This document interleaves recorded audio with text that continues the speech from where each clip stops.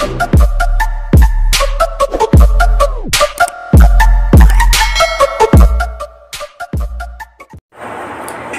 mga master! Welcome back to our channel! Panibagong araw, panibagong kabanata na naman ang pagsamasamahin natin ngayong araw na ito. At kung bago ka sa ating channel, pag-click ang subscribe button and hit the notification bell para updated kayo sa ating mga susunod na videos. So mga master, maraming salamat palagi sa inyong panonood. Pasensya na kung minsan matatagalan ang ating uploads kasi medyo busy lang tayo minsan sa trabaho at sa negosyo. So mga master, simulan na natin ang ating kabanata ngayong araw na ito. Let's go! Kabanata 2681-2700 Kabanata 2681 Paglipol ng mga undercover na rebelde. Sa katunayan, ang Lab of Gods ay nagtanim ng mga undercover na ahente sa Erudia. Kung hindi sila magkakaroon ng lakas ng loob na magtayo ng kanilang training base doon. Bukod pa rito, hindi sila makakasama kay Erudia kung wala silang taong nagtatrabaho sa kanila mula sa loob. Siniguro ng Lab of Gods na inilihim ang kanilang mga undercover na ahente, ngunit ngayon, sa wakas ay oras para sa kanila na sumikat. Sa kasamaang palad, iyon ay isang bagay na hindi naisip ni Craig. Alam niyang may nakikialam sa mga backup na nasa loob ng Erudia, ngunit hindi sumagi sa isip niya na may mga undercover na ahente o siya ang magiging target nila. Isang bagay ang sigurado, isang malaking labanan ang magaganap. Samantala, sa Northampton, nagsimulang magtipon ang mga tao sa loob ng isang lihim na manor na Balantuna ay hindi naman ganoon kalayo sa tirahan ni Levi. Hindi nagtagal bago lumitaw ang mahigit 10,000 ahenteng nagtatago. Ang manor na iyon, sa kasamaang palad, ay isa lamang sa maraming nakakalat sa buong lungsod. Mayroong mga 10,000 ahente sa kabuuan, na lahat ay dumating na armado ng mabigat na sandata. Maaaring hindi sila ang pinakamalakas, ngunit kaya pa rin nilang gumawa ng sorpresang suntok sa batalyon ni Craig. Pagkatapos ng lahat, ang mga pag-atake ng ambush ang kanilang espesyalisasyon, kaya ginagawa silang nakamamatay tulad ng ibang mga puwersa.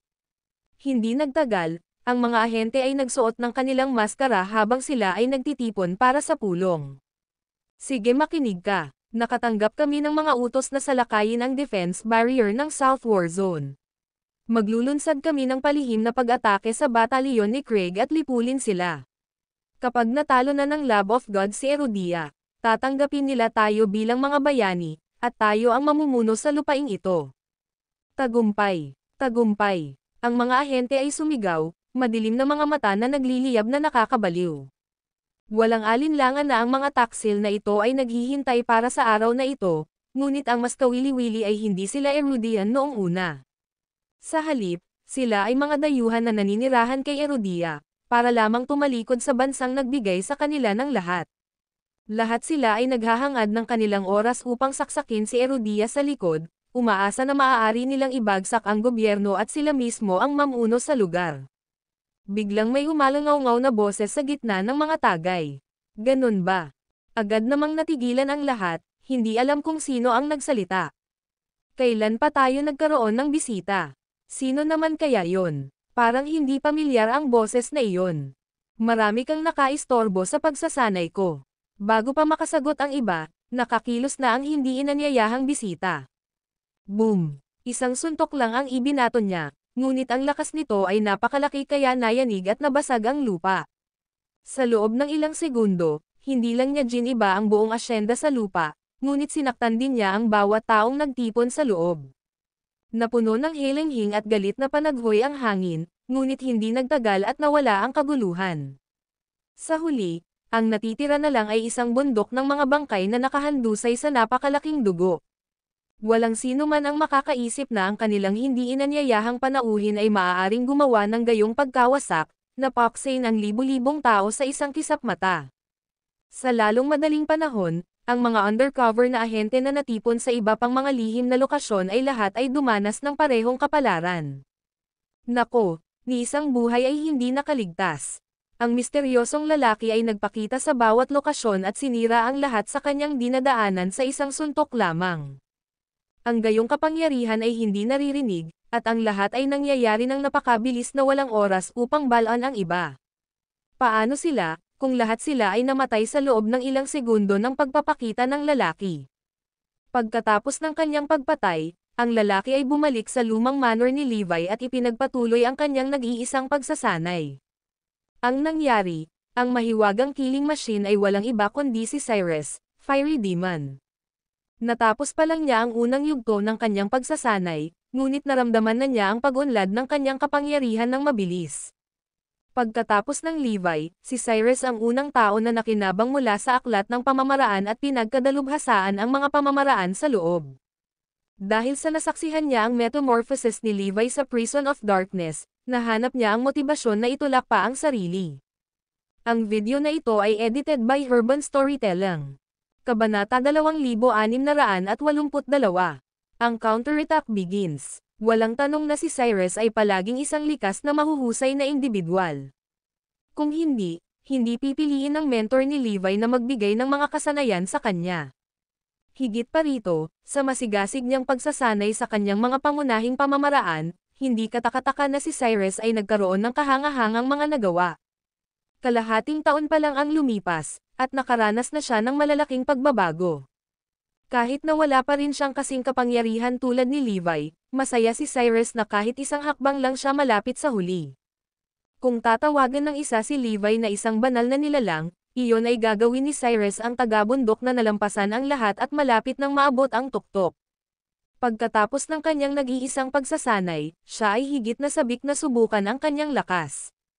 Maaaring hindi niya masira ang Prison of Darkness, ngunit kumpiyansa si Cyrus na kahit papaano ay makakapag-iwan siya ng dent dito. Nang ipaalam sa kanya ni Levi ang tungkol sa mga undercover na ahente, nakita niya ito bilang perpektong pagkakataon upang bigyan ang kanyang kapangyarihan ng isang ipo. Si Cyrus, gayunpaman, ay mas malupit kaysa kay Levi. Pinili niyang ilabas ang buong puwersa ng kanyang kapangyarihan, kaya't ang kanyang suntok ay lalo pang nakakatakot at nakamamatay. Higit pa rito, nasira niya ang lahat ng mga undercover na ahente sa napakabilis na nakababahala na walang sino man ang nagkaroon ng pagkakataong maglabas ng balita. Dahil doon, nasa dilim pa rin ang Lab of Gods tungkol sa massacre.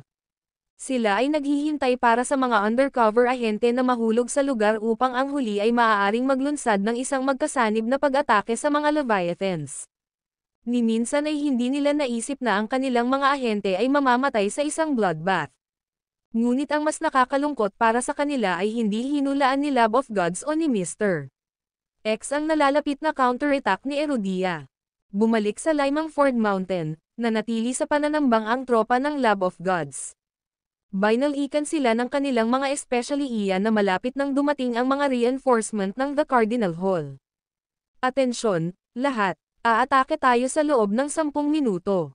Manatiling alerto. Maya-maya, lumitaw ang mga tropa mula sa The Cardinal Hall sa kanilang linya ng view. Gayunpaman, nang malapit nang kumilos ang mga tropa ng Lab of Gods, ang mga mula sa The Cardinal Hall ay biglang nagbago ng ruta. Sandaling natahimik ang lahat. Wala sa mga mandirigma o Death Harbingers ang makapaniwala sa kanilang mga mata sa pagliko ng mga pangyayari. Nagpatuloy ang mga tropa ng Cardinal Hall sa isang liblib na gilid ng kalsada na lumampas sa Limangford Mountain, na nagpapatuloy sa kanila na makatakas sa pananambang ng Lab of Gods. Naturally, ang mga tropa mula sa Lab of Gods ay naguguluhan ng hindi nasusukat. Katulad nito, ang mga especially iya sa Carrie Gray Academy ay natarante rin. Nagpapadala sila ng mga signal sa buong panahon, kaya bakit papalitan ng The Cardinal Hall ang ruta ng malapit na itong mahulog sa bitag? Hindi ba mabubura ang lahat ng kanilang pagsisikap kung mabaygo ang plano? Isa-isang nagpanik ang mga especially iya. Anong nangyari? Bakit tayo nagbabago ng ruta? Sigaw ni na Eskild at Gerhard. Kung hindi tayo dumaan sa Limangford Mountain, dodoblehin natin ang oras na kailangan para makarating sa ating destinasyon. Dagdag ni Eskild. Napakabagal na namin ngayon. Ang bawat segundong nasasayang ay haantong lamang sa mas maraming sakripisyo sa frontline. Ang oras ay buhay. Tutol ako sa pagpapalit natin ng mga ruta. Iniisip ko pa rin na dapat tayong tumawid sa Limangford Mountain. Hindi nagtagal, tumunog na rin ang iba para suportahan si Eskild. Nadama nilang lahat na ang oras ay mahalaga pagdating sa pagbibigay ng backup, at ang paglihis ay masyadong matagal. Nang makitang sumang-ayon sa kanila ang iba pang tropa, ipinagpatuloy ni na Eskild at Gerhard ang pagunjok sa kanila. Sa kalaunan, maging ang mga miyembro ng konseho mula sa Eragon at the Cardinal Hall ay nakumbinsi na ang pagpapalit ng kanilang ruta ay hindi magiging perpekto. Kung tutuusin, hindi na nila kayang mag-aksaya pa ng oras. Gayunpaman, nang tanungin nila ang mga banal na general, si DJ Leo ay nanatiling matatag sa kanyang desisyon. Baka may panganib na nakatago sa bundok. Malamig niyang sagot. Paano ito posible? Bakit hindi tayo magpadala ng team para magsagawa ng rest ng lugar? May nagmungkahi, magpapatuloy kami kapag nakumpirma na itong ligtas. Ang video na ito ay edited by Urban Storytelling. Kabanata 2683. Nalantad. Naturally, maraming tao ang pabor sa plano.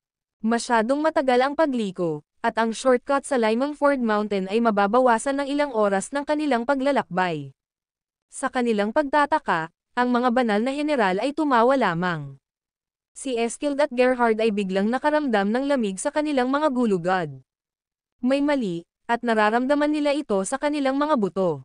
Ang natitirang mga tropa, gayunpaman, ay mas nalilito kaysa dati.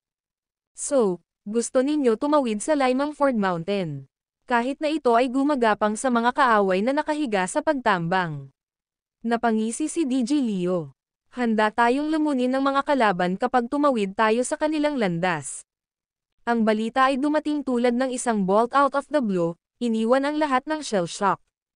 Ngunit ang pinakakinatatakutan sa kanilang lahat, walang duda, ay ang mga especially iya sa Carrie Gray Academy. Ano? Bakit alam ng The Cardinal Hall ang tungkol sa pananambang sa Limingford Mountain? Imposible yon. Ano ang nagbigay nito? Hindi mahalaga kung gaano kalaki ang kanilang mga utak, walang sino man ang maaaring iikot sa kanilang mga ulo sa paligid nito. Parang walang bagay para sa mga tropang pampalakas ng The Cardinal Hall, kaya paano biglang nagbago ang mga bagay? DJ Leo, paano mo nalaman ang tungkol sa mga kaaway na nagtatago sa Limingford Mountain? Halos kaagad, naramdaman ni na Eskild at Gerhard na nakatingin sa direksyon nila. Well, tanungin mo sila. Nakangiting sagot ni DJ Leo. Sinundan siya ng tingin ng iba pang tropa, at hindi nagtagal, lahat ng mata ay nasa mga especially iya. Sa kasamaang palad, walang ginawa iyon upang linawin ang kanilang kalituhan. Kung tutuusin, walang nakakaalam tungkol sa mga especially iya na nakatanim sa kanila. Pakiramdam ni Zoe at ng iba pa ay nalaglag ang kanilang mga panga nang tuluyang namulat sa kanila ang realisasyon. Nagkaroon ng mga undercover na ahente sa kanila sa buong oras na ito, ngunit hindi sila ang mas matalino. Tama na yan. Pinasok na tayo ng mga especially iya ng ating mga kalaban mula pa noong nagsimula tayo sa Carrie Gray Academy. Dumagundong si DJ Leo. Sila rin ang nakagawa ng Divine Tool, hindi ang Crown King. Ang mga walang hiyang scumbag na iyon ang sinisisi sa kanya. Nang malaman ng mga especially iya na ayos na ang kanilang takbo, ipinikit ng mga especially iya ang kanilang mga mata sa kawalan ng pag-asa. Nako, lahat ng iba ay naiwang tulala sa mga revelasyon. Ngayong alam na nilang kinulit ng mga especially iya si Levi, naisip na lang nila kung gaano niya katagal ang pagtitiis sa mga taong pasaway at kutsain siya. Agad na naramdaman ni Zoe at ng iba ang guilt na kinakain sa kanila, lalo na't naniwala din sila sa mga akusasyon at nawalan ng galit kay Levi. Pinandilatan ni DJ Leo si Eskild. Hulaan mo, Eskild. Ikaw ang unang nagbigay ng iyong sarili. Sabik kang makalapit sa Chancellor at Vice Chancellor kaya huminto ka sa pagiging estudyante ng Crown King. Hindi ba? Si Eskild ay pinagpawisan ng malamig. Shitty. Alam na nila ang tungkol sa akin all this time. At alam kong hindi ka nag-iisa dito. Nandyan din si Gerhard, Mouth. Habang inilista ni DJ Leo ang mga pangalan ng mga especially iya, mabilis silang ibinaba ng mga mandirigma mula sa The Cardinal Hall at Eragon para hindi sila makatakas o magpadala ng tip-off.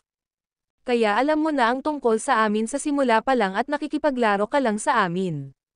Humagulgol si Mouth, halatang natakot sa kanyang talino. Sinong mag-aakala na may pagkana si Erodia na maging Love of Gods ay nabiktima nila? Siyempre naman. Nakangiting sagot ni DJ Leo. Sa tingin mo bakit tayo nagsimula ng Carrie Gray Academy? Ginawa namin ang lahat para sa iyo. Ano? Ibig sabihin sinasadya mo kaming isagawa ang aming mga plano. Nasa kontrol mo ba ang lahat sa buong oras na ito? Ang mga especially iya ay natakot ng husto sa puntong iyon na halos menas ang kanilang pantalon sa takot. Eksakto. Habang iniimbestigahan mo kami, ganoon din ang ginagawa namin sa iyo. Salamat dyan, nakakuha kami ng ilang clues.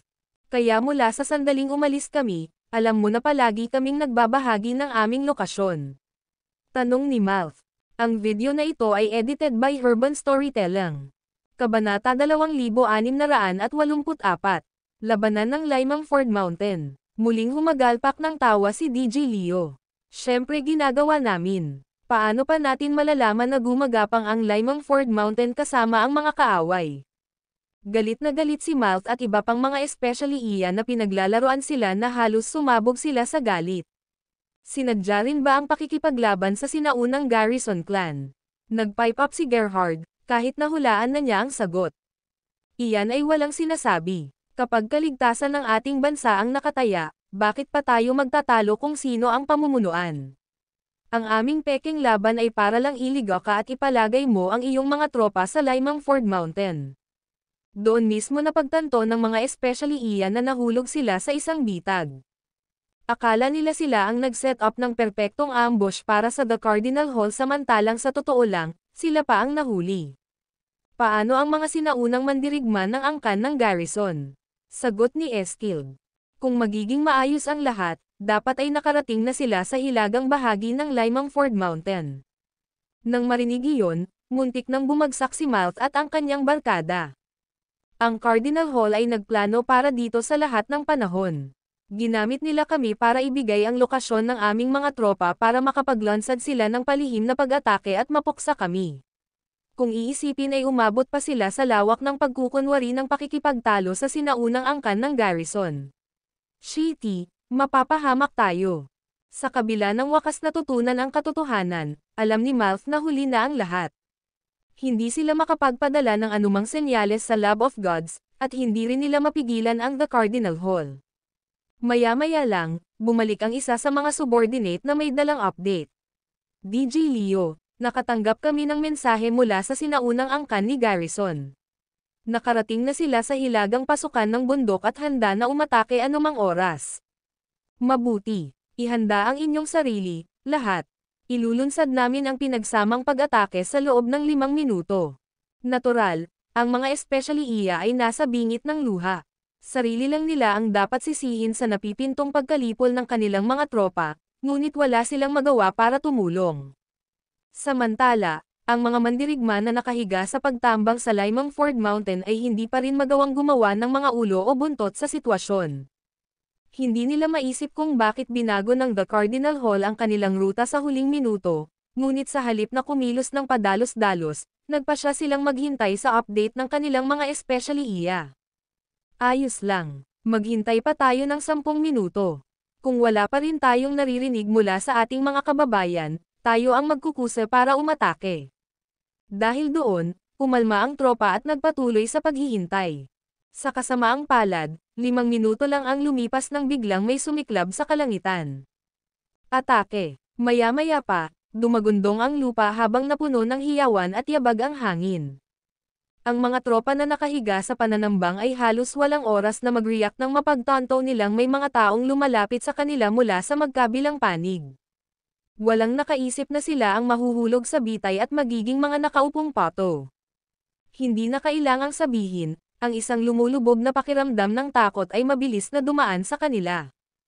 Ang Limang Ford Mountain ay isang mapanlinlang na lupain na walang ruta ng pagtakas sa silangan at kanluran. At ngayon na ang The Cardinal Hall reinforcements ay papalapit na mula sa hilaga at timog, ang mga tropa ay nakulong, na nag-iwan sa kanila ng walang pagpipilian kundi upang gumanti. Sa kasamaang palad, sila ay nahuli sa biglaang pag-atake at nagtamo ng matinding casualty.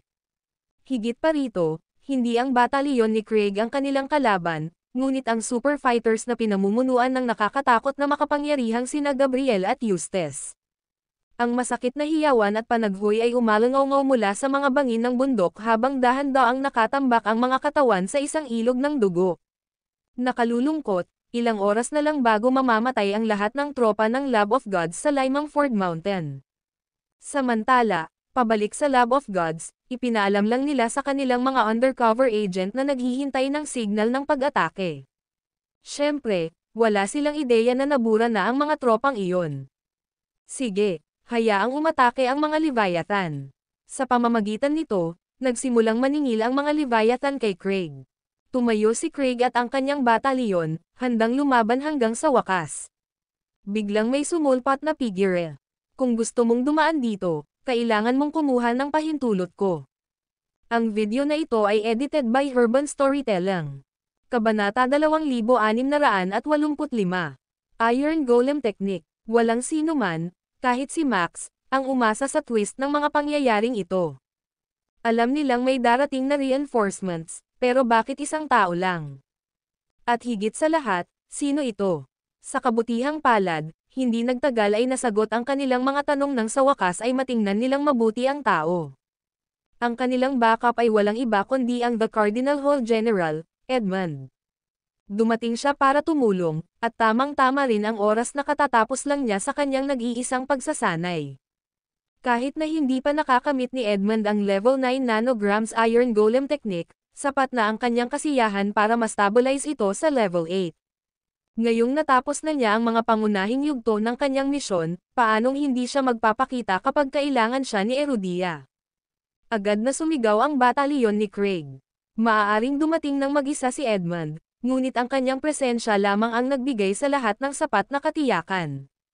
Buzz buzz buzz. Sa sandaling iyon, umalangaw-ngaw ang isang serye ng mahinang humuhuni at lumikha ng mga vibrations na nagpahinto sa mga Leviathan sa kanilang mga track.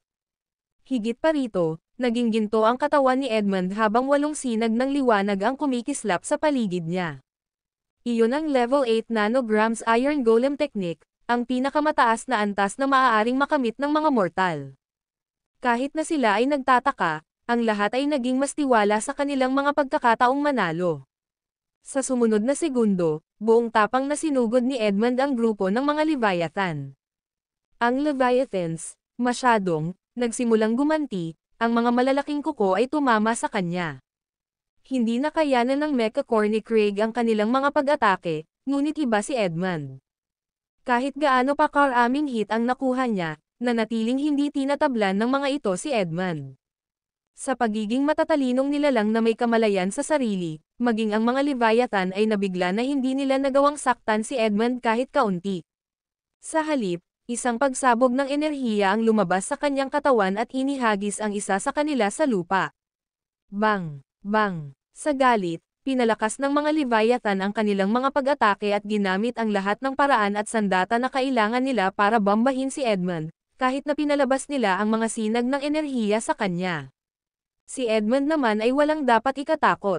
Sa pamamagitan ng pagprotekta sa kanya ng Iron Golem Technique, madali niyang naililipat ang lahat ng ipinalabas sa kanya ng mga Leviathan. Gayunpaman, nagkaroon ng malaking problema. Maaaring hindi maarok ang katawan ni Edmund, ngunit hindi pa rin siya maaaring magdulot ng anumang pisikal na pinsala sa mga Leviathan, lalo na kung sirain sila. Tulad ni Edmund, masyadong matibay ang kanilang mga katawan. Nataranta ang lahat sa Lab of Gods nang makita nila kung paano nangyayari ang sitwasyon. Kung nabigo ang pag-atake ng mga Leviathan, hindi nila maipapadala ang mga undercover na tropa, at ang restricted area 76 na ay hindi rin makakakilos. Sa madaling salita, ang buong labanan ay nakasakay sa Leviathans. Sa kabila ng kanilang mga pag-aalala, nanatiling kalmado at kalmado si Mr. Huwag kang mag-alala, kahit gaano pa siya kalakas, hindi siya makakapidol ng matagal. Ang level 8 nanograms Iron Golem Technique ay nagbibigay lamang sa kanya ng hindi kapani-paniwalang depensa. Walang silbi ang mga pag-atake niya laban sa mga Leviathans, pagtitiyak niya. Sigurado akong malapit na nating masira ang mga depensa niya. Sabay-sabay nating salakayin ang mga Leviathan at ang ating mga undercover na tropa. Tama si Mr. X. Maaaring pansamantalang pigilan ni Edmund ang mga Leviathan, ngunit ang kanyang mga pagsisikap ay magiging walang kabuluhan kung hindi niya kayang harapin ang anumang tunay na pinsala sa kanila. Pagkatapos ng lahat, mayroong 800 Leviathan sa kabuuan, at sila ay napakalakas. True enough, naabot ni Edmund ang kanyang limitasyon. Hindi na niya napigilan ang kaig ng mga Leviathan, at matagumpay nilang nalagpasan ang kanyang linya ng depensa. Walang pag-aalinlangan, nagpapadala ng hudyat si Edmund kay Craig. Sunog. Dahil walang armas ang makakasakit sa kanya, wala siyang problema na hayaang magpaputok si Craig at ang kanyang batalyon ng kusang loob habang patuloy niyang pinipigilan ang mga Leviathan sa pagsulong. Boom! Boom! Boom! Sa utos ni Craig, hindi mabilang na mga armas ang nagpaputok ng sabay-sabay. Ang kanyang batalyon ay nagkaroon ng kalamangan sa pagiging training base ng South War Zone, at gagamitin nila ito ng husto. Ang video na ito ay edited by Urban Storytelling. Kabanata 2686. Nasaan ang Death Harbingers? Lahat sila ay nilagyan ng mga advanced na armas na mas malakas kaysa sa mga ginamit kanina. Dahil dito, pinagsama nila ang lahat ng mga armas na mayroon sila at bumuo ng isang hanay ng pagpapaputok na nagbomba sa mga Leviathan. Ang pambobomba ay labis na nagwawasak na ang mga Leviathan ay sa wakas ay nahadlangan. Sa katunayan, ang ilan sa mga kaliskis nito ay nasira sa welga. Linisan si Erodia at walang iwanan. Galit na utos ni Mr. X. Bago ang pag-atake, na-map out nila ang lokasyon ng lahat ng mga pangunahing kondisyon sa Erodia, tulad ng kanilang mga base militar at paliparan. Sa makatuwid, wala sa South War Zone ang nakatago sa kanila. Alam nila ang lokasyon ng lahat ng armas at command center nito. Sinadya ni Mr. X na sinira ang lahat ng mga base militar sa South War Zone at ang batalyon ni Craig ay nawala ang karamihan sa kanilang mga armas at hindi ginagamit ang kanilang pinakamakapangyarihang sistema ng armas. Boom! Boom! Boom! Sa sandaling iyon, sinimulan ng mga Leviathan ang kanilang pag-atake sa pamamagitan ng pagsira sa base militar gamit ang mga energy shockwave. Ang panig ni Craig ay nagdusa ng isang kakilakilabot na pagkawala dahil marami sa kanilang mga sistema ng armas ay nawasak. Gustong-gusto ng Suicide Squad na sumulong, ngunit hindi man lang sila nagkaroon ng pagkakataong gawin iyon. Napangisi si Craig sa paghihirap nang makita niyang nawasak ang base militar. Utos ni Mr. X mula sa malayo, bilis. Kunin ang mga undercover na tropa na umatake mula sa likuran. Sa isip niya, inilarawan niya ang mga Diyos mula sa restricted area 76 na sumasali sa labanan. Sa sandaling iyon, sinabi ni Lucifer, Mr. X, may mali. Noong sinubukan kong makipag-ugnayan sa mga undercover na tropa, walang tumugon. Tama na yan. Nawalan na kami ng kontak sa kanila. Uulitin ko, nawalan na tayo ng kontak. Isa pang boses ang umalangaw-ngaw. Ha? Anong nangyayari? Di ba ngayon lang tayo nakakontak sa kanila? Bakit bigla tayong naputol? Nang maramdamang lumubog ang kanyang puso, nagsimulang magpanik si Mr. May nangyaring mali. Bilis, imbestigahan mo kung ano ang nangyayari. Nagbago ang ekspresyon ni Mr. X. Nga pala, ano ang sitwasyon sa Limangford Mountain? Gaano kalaki ang pag-unlad natin? Tanong ni Mr. X. Pakiramdam niya ay gumagapang sa kanya ang batas ni Murphy. Tama na yan. Matagal nang hindi nagre-report ang mga especially iyan namin sa Carrie Gray Academy. Anong nangyayari dyan? Hindi lang yan, nawalan din kami ng kontak sa mga tropa sa Limangford Mountain. Baka may nangyaring masama. Nagsimulang magpanik ang lahat. Alamin kung ano ang nangyayari ng sabay-sabay. Nakakatakot kung may nangyari. Sa sandaling iyon, isang malungkot na kapaligiran ang bumaba sa Lab of Gods. Sa totoo lang, lahat sila ay naghihintay sa base ng Oakland City at hindi pinayagang lumabas hanggang sa mamuo ang alikabok. Gayunpaman, silang lahat ay napuno ng pagnanasang lumabas. Makalipas ang ilang minuto, narinig ang isang nakakabasag na sigaw. Isang napakalaking grupo ng mga lalaki na pinamumunuan ni Nicholas ang lumitaw sa likod ng base militar ng South War Zone. Sa una, patuloy silang nagbabago ng mga ruta pagkatapos ng pag-atake. Ngunit sa huli, ang grupo ng Death Harbingers ay sumangga lamang sa manipis na hangin. Sa simula, ipinapalagay ang lahat na si Chandler at ang kanyang mga tauhan ang may pananagutan dito. Sa hindi malamang pagkakataon, Nagulat din si Chandler, nakuha lang ng kanyang mga lihim na tropa ang isang katlo ng kalaban at walang kapangyarihan laban sa iba. Dahil dito, na-curious ang lahat kung ano ang nangyari sa napakalaking kolom ng Death Harbingers. Nang walang oras upang bangkelan ang bagay, pinangunahan ni Nicholas ang kanyang mga tauhan upang palakasin ang timog.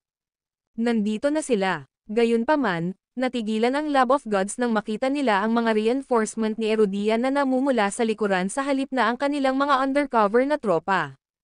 Ang video na ito ay edited by Urban Storytelling. Kabanata 2687.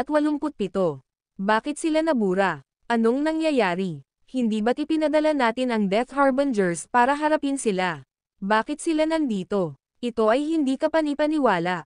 Nasaan ang problema? Anong nangyayari? Paano magiging ganito? Hiniling ni Mr. X na malaman ngunit walang sagot.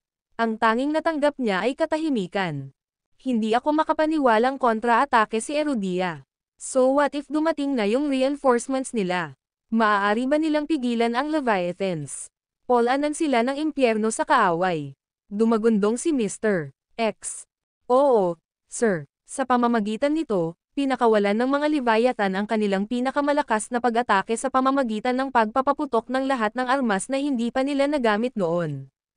Kahit na dumating ang mga reinforcements ni Erudia, dumating pa rin sila ng matinding pagkalugi. Hindi nila kayang ipagtanggol ang kanilang sarili laban sa mga hindi nakikita bago ang mga pag-atake. Dahil dito, mabilis na sumulong ang mga Leviathan. Sa katunayan, ginagawa nila iyon ng mas mabilis kaysa dati. Bahagi rin ito ng diskarte ng Lab of Gods.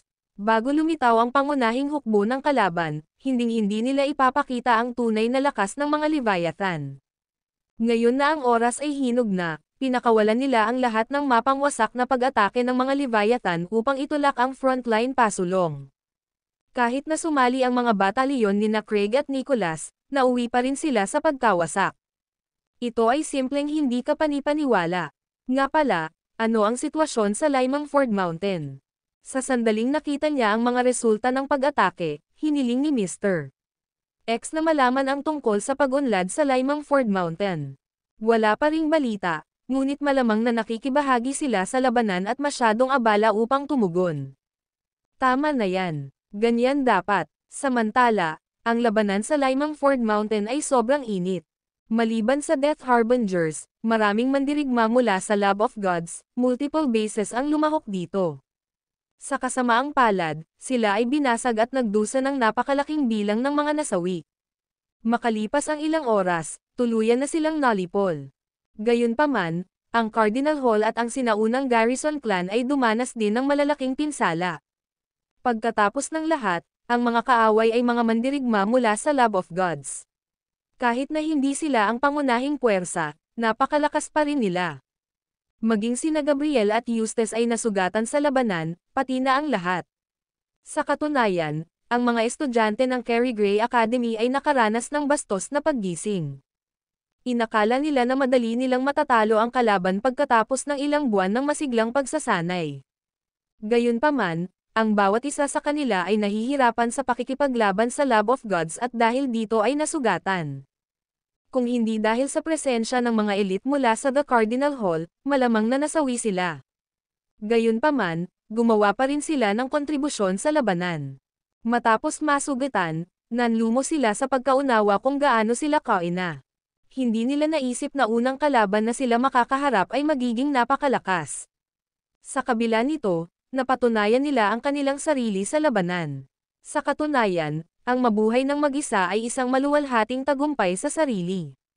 Samantala, si Eskild at ang iba ay nataranta habang pinagmamasdan ang mga tropa na naghihintay sana sa pananambang na pinatay. Sige, kailangan nating palakasin ang frontline ngayon. Go, go, go. Matapos bilangin ang mga nasawi, lahat ay sumugod sa frontline. Kasabay nito, nakatanggap ng balita ang Lab of Gods tungkol sa resulta ng labanan sa Limangford Mountain. Masamang balita, nakatanggap kami ng kahilingan para sa mga reinforce mula sa Limangford Mountain. Sila ay dumaranas ng matinding pagkalugi pagkatapos na salakayin ng The Cardinal Hall at ng sinaunang Garrison Clan. Ang mga tropa sa Limangford Mountain ay malapit ng mapuksa. Sa sandaling iyon, nakatanggap sila ng patuloy na stream ng mga update. Gayunpaman, ang mga iyon ay mula sa kalahating oras ang nakalipas. Na ang ibig sabihin ay patay na ang mga tropa na nagtatago sa Limangford Mountain. Dahil walang inaasahan ang pagliko ng mga pangyayari, ang lahat ay nahulog sa isang pagtatampo. Paano tayo natalo ng kalaban? Ito ay isang lubos na kahihiyan. Habang patuloy na bumubuhos ang masamang balita, si Mr. X ay nasa bingit ng pagkawala ng kanyang isip. Anong nangyayari? Bakit masasayang lahat ng effort ko? Ano ang nangyari sa Limangford Mountain? Paano sila nalipol? Hindi ito dapat mangyari. Imposible. Ang video na ito ay edited by Herban Storytelling. Kabanata 2688. Sa wakas ay lumitaw ang sagradong organisasyon. Habang ang mga especially iya ay patuloy na nagbibigay ng mga ulat, nagpapadala sila ng isang bagong grupo ng mga mandirigma mula sa Lab of Gods. Bagaman sila ay mga palawit na mandirigma, sila ay labis pa rin ang kakilakilabot. Paano rin sila nasira? Hindi ko lang maintindihan kung bakit. Mukhang si Erudia at ang Cardinal Hall sa partikular ay handa para sa pag-atake. Alam na alam nila ang tungkol sa mga especially iya at ginamit sila para subaybayan kami sa halip. Maliwanag na ang pananambang sa Limangford Mountain ay natuklasan ng maaga at nagresulta sa pag-atake. At saka, hindi ba ang sinaunang Garrison clan ay dapat na nasira ang relasyon sa kanila? Bakit sila nagbigay ng reinforcements noon? Pinapatunayan lamang nito ang mga Garrison clan at the Cardinal Hall ay nagpeke ng pagkaputol ng ugnayan upang lumikha ng ilusyon ng isang pagtatalo. Sa totoo lang, pinupuntirya nila ang ating pananambang sa Limangford Mountain, at gayon din ang ating mga tropa ay nilipol nila. Hindi nagtagal, sinimulan ng lahat na pag-aralan ang sitwasyon. Nagalit si Mr. X. Tara na. Paano pinaghandaan si Erudia? Ang resulta ay nalilihis mula sa kanilang inaasahan. Maliwanag, ang mga modelong ginawa ng Digital God ay malinaw na mali. Nakatanggap lang kami ng balita na ang mga undercover na tropa na inilagay sa likod ng batalyon ni Craig ay naalis na. Sa kabila ng 7 lugar na kanilang pinagtataguan, lahat sila ay pinatay at walang nakaligtas. Lahat, mula sa mga baka ng pagkawasak, tila gumamit si Erudia ng sandata ng malawakang pagsira upang lipulin ang lahat ng tropa. Alinman iyon o isang taong napakalakas ang nagwi-wipe sa kanila sa isang pag-atake. Sa ngayon, ang huling teorya ay tila mas makatwiran. Kung tutuusin, wala tayong nakikitang anumang bakas ng ginagamit na sandata ng malawakang pagsira. Nang marinig ang mga salitang iyon, silang lahat ay pinagpawisan ng malamig. Masyadong nakakatakot ang agos ng masamang balita. Dahil ba ito sa dalawang mahiwagang entidad ni Erudia? Tanong ni Lucifer. Malamang, ngunit hindi natin sila maalis. Nawalan ng kulay ang mukha ni Mr. X. Habang pinagpapawisan siya, nanginginig ang buong katawan niya. Alam niya na ang ikalawang kalahati ng kanilang plano ay nabigo. Nagkakaproblema kami ngayon. Ano ang dapat kong gawin? Worst comes to worst, ay deploy ba natin at aalisin si Erudia sa isang iglap? Si Jester King, Lucifer, at ang iba pa ay napahid ang kanilang mga palad sa tuwa. Matagal na silang sumabak sa labanan ngunit hindi nabigyan ng pagkakataon. Tama na yan. Ngayong nasa Auckland City na tayo, hindi ba dapat sakupin natin ang lungsod? Mungkahi ni Kraken. Hindi. Ang nangyari lang ay nagbigay sa atin ng higit na dahilan para hindi ihayag ang ating sarili. Sa ngayon, hindi namin masasabi kung ano ang iba pang trump card na tinatago ni Erudia. Higit pa rito, walang silbi na sakupin natin ang Auckland City. Sa halip, magreresulta lamang ito sa pagsasanay ng lahat ng kanilang lakas sa atin. Kaya, dapat nating ipaubaya ang pagkuha sa mga mula sa Restricted Area 76. Pagkatapos lamang nilang mapagod sa labanan ay dapat nating ipakita ang ating mga sarili at samantalahin ang kanilang mahinang kalagayan. Sinaway ni Mr. X ang ideya ng karamihan at pinatuloy silang maghintay ng matyaga. Hanggang ngayon, ang tanging bahagi ng aming plano na gumana ay ang pag-akit ng Divine Brigadier palayo, sabi ni Mr. X. Sa kabila ng napakaraming oras na ginugol sa plano, nabigo pa rin si Mr. Sa kabutihang palad, mayroon pa rin tayong hindi magagapi na hukbong Leviathan. Sa ngayon, Walang sagot si Erudia sa kanila. Kaya, dapat nating hayaan silang magalit at magpakawala ng mga pag-atake na hindi pa nakikita dati. Matapos matanggap ang kanilang mga order, pinaputok ng mga Leviathan ang lahat ng kanilang mga lihim na sandata, na nagdulot ng hindi mabilang na pinsala kay Erudia. Nang matanto ng lahat na malapit nang bumagsak ang base militar ng South War Zone, lahat sila ay buong lakas na ipinagtanggol ito. Sa sandaling iyon, nagpatotoo sila sa tunay na kapangyarihan ng mga Leviathan. Maging si Edmund ay binugbog pabalik sa kabila ng paggamit ng Iron Golem technique. Maliwanag, ang nakakatakot na lakas ng baril ng mga Leviathan ay resulta ng pagkakasangkapan nila ng mga pinakabagong armament ng Lab of Gods. Sa parehong sandali, nakatanggap ng update ang Lab of Gods. Nagre-report, Sir, sa wakas ay natunton na namin ang Restricted Area 76. Sa wakas ay lumitaw na sila sa Timog. Ang video na ito ay edited by Urban Storytelling. Kabanata 2689. Para sa ano? Talaga. Iyan ay kahanga-hanga. Tuwang-tuwa ang lahat ng mabalitaan nilang lumitaw ang mga Gods of Restricted Area 76 na matapos mawala sa napakatagal na panahon. Sa wakas natapos na rin ang kanilang paghihintay. Mukhang ang bahagi ng Maya Industries at Sacred Organization ay nasa Timog, habang ang isa pang bahagi ay nasa Oakland City. Napapanatag sa balita, iniutos ni Mr. X, sige, ipaalam kay Dr. Erebus para may handa ang kanyang hukbo. Sa wakas ay lumitaw na ang mga Diyos ng Restricted Area 76. Mga Diyos, kayo ba? I wonder if you will be devastated once you find out that ordinary humans are your weakness, panunuyan ni Mr. X sa sarili. Nevertheless, panoorin muna natin ang Gods of Restricted Area 76 na mag-show, di ba? Tiyak nalilito sila sa likod ng batalyon ni na Craig at Nicholas. Ang karamihan ng tao sa Lab of Gods ay lubos na nakikita dito. Pagkatapos ng lahat, hinulaang nila na ang mga Diyos ay tambangan kay Erudia. Sa isang banda, ito ay nasa Oakland City. Sa kabilang banda, ito ay nasa harap mismo ng paparating na hukbo. Kaya, nagsimula silang maghintay ng may kumpiyansa. By the way, alam mo ba kung nasaan sila ngayon? Tanong ni Mr. X. Nang matutukoy na ng intelligence officer ang lokasyon, may nangyaring hindi inaasahan. Biglang lumitaw ang maraming figures sa likod ng mga Leviathan. Tulad ng mga superhero, bumaba sila sa langit na may hawak na mga banal na tool sa kanilang mga kamay. Ang Death Fiend, na namumuno sa Sacred Organization, at si Donald, na namumuno sa hukbo ng Maya Industries, ay lumitaw ng walang saan man sa likod ng hukbo ng Leviathan. Ang eksena ay isa na hindi maaaring hulaan ng sinuman.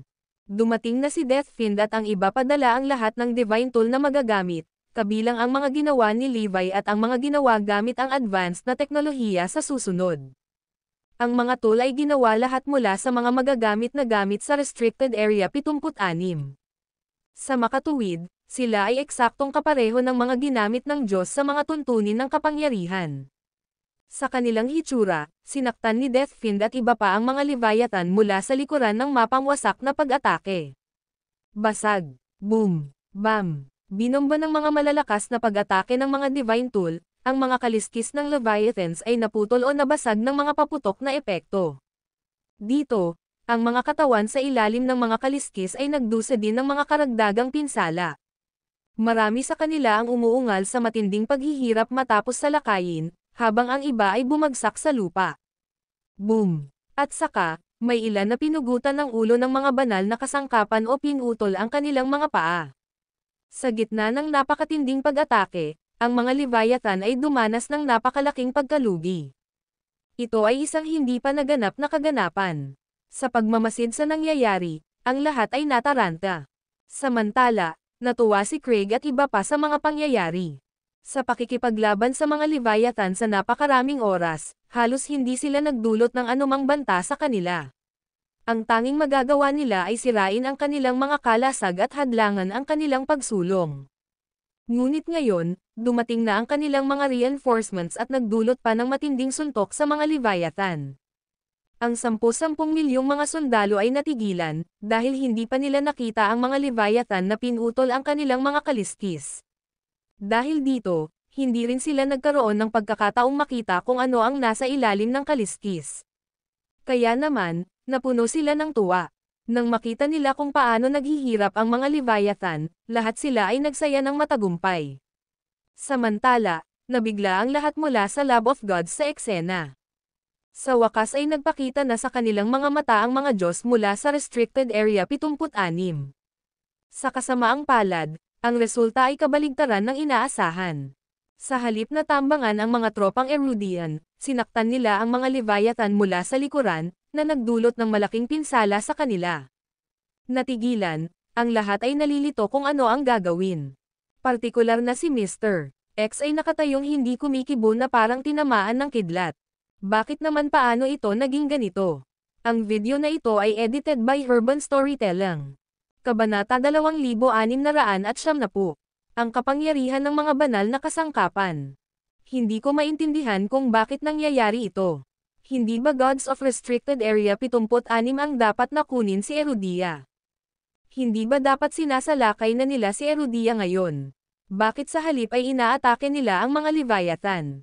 Hindi ba ito dapat ay isang pambihirang pagbubukas para sa kanila? Posible kayang nagtutulungan sila ni Erudia sa buong panahon. Imposible yon. Kung kasabwat nila si Erudia, hindi sana sila nagtatag ng sacred organization at palihim na pinalawak ang impluwensya nito. Isa pa, hindi rin nila itinanam ang kanilang mga especially iya kay Erudia. Higit sa lahat, may sapat na ebidensya ang Lab of Gods para patunayan ang pagkakaroon ng Restricted Area 76 at ang kanilang planong sakupin si Erudia. Kahit na ang lahat ay may katuturan, ang aktwal na nangyari ay sumalungat sa loika, na nakalilito sa lahat. Dahil dito, nakakanganga silang lahat habang pinapanood ang nangyayari mula sa kanilang screen. Matagal bago sila natauhan. Bumalik sa labanan, ang mga reinforcement na dumating ay nagbigay ng mapangwasak na suntok sa mga Leviathan, na ikinasugat ng halos lahat sa kanila. Ang aming pagkakataon ay narito. Kumikislap ang mga mata ni Craig bilang tugon. Suicide Squad, sa aking marka, sumulong at iputok ang iyong mga armas ng malapitan sa kanilang mga sugat. Tandaan, subukan ang iyong makakaya upang mabawasan ang mga nasawi, at huwag maglunsad ng mga tagumpay ng pagpapakamatay. Ang nasa atin, na ngayon. Mga kasama, singil. Ang oras para sa kaluwalhatian ay dumating na. Dahil dito, ang mga sangkawan ng Suicide Squad na tropa ay sumulong na parang nagngangalit na mga hayop. Lahat ng iba, magbigay ng takip at huwag payagan ang mga Leviathan ng anumang pagkakataon na mag-counterattack. Nagsimulang magbigay ng takip ang pangunahing tropa nina Craig at Nicholas. Nagpadala pa sila ng mga robot para suportahan ang pag-atake ng Suicide Squad. Sa paglapit sa Leviathans, ang Suicide Squad ay maghahadjust ng mga pampasabog o magtatali sa mga sugat ng Leviathans. Boom! Boom! Kasunod nito, ang mga pagsabog ay umalangaw-ngaw mula sa buong larangan ng digmaan, na sinisira ang marami sa mga Leviathan. Tulad ng para sa mga robot na pag-aari ni Erudia, sila ay nilagyan ng mga pagsira sa sarili at sesabog kapag kumapit sa Leviathans. Kaya, lumikha sila ng isa pang alon ng pagkawasak. Sa gitna ng hukbong pagsisikap ng Suicide Squad at ng kanilang mga reinforcements, ang Leviathan ay dumanas ng napakalaking pinsala na nawalan sila ng ipagtanggol sa kanilang sarili. Malinaw, ang lahat ng kredito ay pag-aari ng kapangyarihan ng mga banal na kasangkapan. Kung wala sila, walang anumang hakbang si Erudia laban sa mga Leviathan. Kahit na ang mga makapangyarihang mandirigma ng The Cardinal Hall ay hindi nakagawa ng anumang pinsala sa Leviathans. Gayunpaman, iba ang Death Fiend at ang kanyang mga tauhan. Ang pagkakaroon ng pag-inom ng dugo ng mga Diyos, ang kanilang konstitusyon ng katawan at kapangyarihan ay makabuluhang pinahusay. Kasama ng napakalaking kapangyarihan ng mga banal na kasangkapan, nagawa nilang mapunit ang anumang bagay, kabilang ang mga depensa ng Leviathans. Sa pagtatapos ng araw, ginampanan ng mga banal na kasangkapan ang pinakamahalagang papel sa labanan. Habang nasa kamay sila, nagawang basagin nina Donald at Tyrone ang mga Leviathan pabalik ng walang pinipili. Sa panahon ng labanan sa Limangford Mountain, isang banal na kasangkapan sa pag-aari ng Carrie Gray Academy ang nagbigay sa kanila ng napakalaking kapangyarihan upang patayin ang marami sa mga mandirigma ng Lab of Gods. Kahit na hindi ito ang pangunahing dahilan kung bakit hindi nila nagawang ibalik ang takbo, nag-ambag pa rin ito sa 20% ng kanilang tagumpay. Ipinagpalagay ng Lab of God sa kanilang mga plano na ang mga banal na kasangkapan ay magiging susi sa pagsira sa Erudia. Hindi nila inaasahan ang mga tool na gagamitin laban sa kanilang sarili sa halip. Mga kasama, ang kahinaan ng war machines ay nasa mga kapsula ng enerhiya na matatagpuan sa gitna ng kanilang katawan. Kaya, maaari nating alisin ang mga war machine sa pamamagitan ng pagsira sa kanila. Paalala ni Craig sa mga tauhan niya. Narinig mo ba iyon, lahat?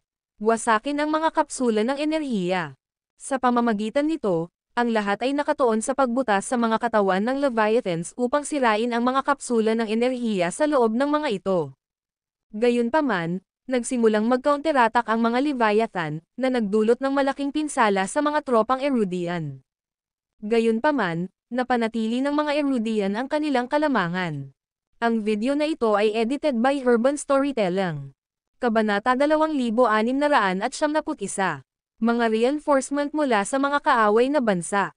Sa sandaling iyon, ang 2,200 Leviathans ay nagrampo sa Erudia sa mga grupo ng 100. Kahit na ang kanilang mga puwersa ay hindi puro sama-sama, ang isang individual na grupo ng 100 Leviathans ay napakahirap pa ring harapin.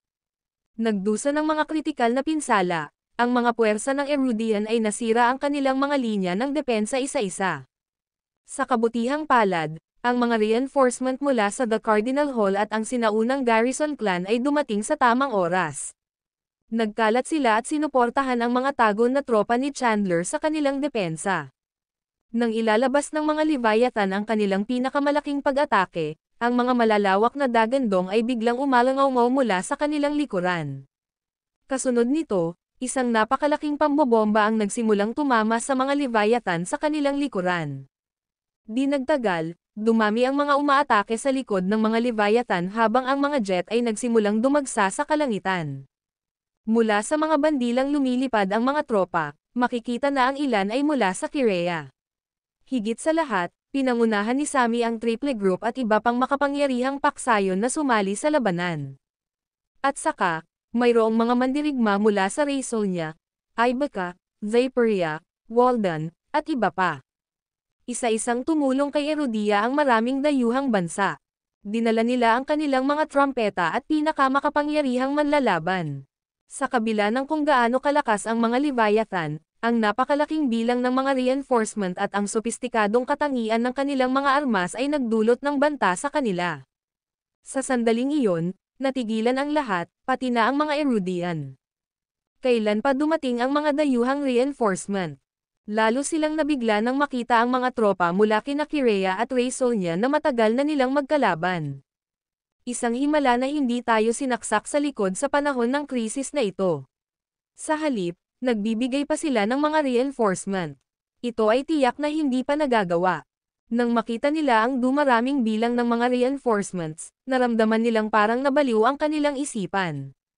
Pati si Zarain nagpadala na ng tropa. Anong nangyayari? Bakit nandito ang buong mundo?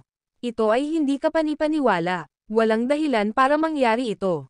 Samantala, bago pa makabangon ang Lab of Gods mula sa pagkagulat sa sorpresang pag-atake ng Sacred Organization sa Leviathans, natarante sila sa pagdating ng mga reinforcement na binubuo ng isang pandaigdigang alyansa. Maraming bansa sa mundo ang lumahok anuman ang kanilang relasyon kay Erudia. Maging si Zarain, na parang kaaway si Erudia, ay naruroon. Ang tanawin ng bawat bansa na nagpapadala ng mga reinforcement ay pumukaw sa isipan ng lahat. Ang mga pangyayari ay nagpapahina sa moral ng mga Leviathan kaya't sila ay naipit sa kanilang mga umaatake. Kasunod nito, inilabas ng batalyon ni Craig ang impormasyon tungkol sa kahinaan ng mga Leviathan, na inaalerto ang lahat ng sirain ang kanilang mahahalagang lugar. Hindi nagtagal, napalibutan ang mga Leviathan. Puff! Hindi makayanan ang suntok sa kanyang mga tropa, si Mr. X ay samuka ng isang subo ng dugo. Habang umiikot ang labanan, si Erudia at ang mga kaalyado nito ay nag-counter-attack. Ang kabiguan ng Leviathans ay isang bagay na hindi hinulaan ng Lab of Gods. Dahil dito, walang paraan upang magpatuloy sila sa ikalawang kalahati ng kanilang plano. Nanginig ang bawat isa sa kanila nang mapagtanto nilang nauwi sa wala ang maayos nilang mga plano. Hindi nila matanggap ang katotohanan, para silang nasa bingit ng kabaliwan. Kasabay nito, ang mukha ni Mr. X ay nawalan ng kulay, dahil siya ay dumanas ng isang nakakahiyang pagkatalo. Kung natalo sila ni Erudia dahil sa hitsura ng dalawang misteryosong entidad, natatanggap pa rin nila ito. Sa kasamaang palad, ang nangyari ay sadyang hindi maisip sa kanila. Ano ang dapat nating gawin ngayon? Tanong ni Lucifer at ng iba pa. Una, kailangan nating ipaalam sa Sacroria ang tungkol dito. Pangalawa, himukin ang lahat ng Leviathan na umatras at magtipon sa puntong ito sa karagatan. Pangatlo, lahat tayo ay magde-deploy. Ipapatay namin ang lahat ng nagtatangkang tumulong kay Erudia. Nagalit si Mr. X. Nanguna sa mga pangunahing miyembro ng Lab of Gods, nagsimula siyang lumabas mula sa kanilang lihim na base sa Oakland City, na matatagpuan sa ilalim mismo ng base ng mga Dragonites. Sa sandaling iyon, isang boses ang umalangaw-ngaw. Nakalabas ka na sa wakas. Matagal na kitang hinihintay. Ang video na ito ay edited by Urban Storytelling. Kabanata 2672. Lumabas si Levi. Kay Levi ang boses. Sa lahat ng ito, tinatakan niya ang sarili sa nag-iisang pagsasanay. Gayunpaman, pumili siya ng isang lugar na partikular na malapit sa base ng Lab of Gods. Iyon ay kung paano siya napunta sa ibaba ng base ng Dragonites. Sa sandaling iyon, ang pangunahing pamamaraan ni Levi's ay umunlad sa nakaraang pisikal na pagsasanay.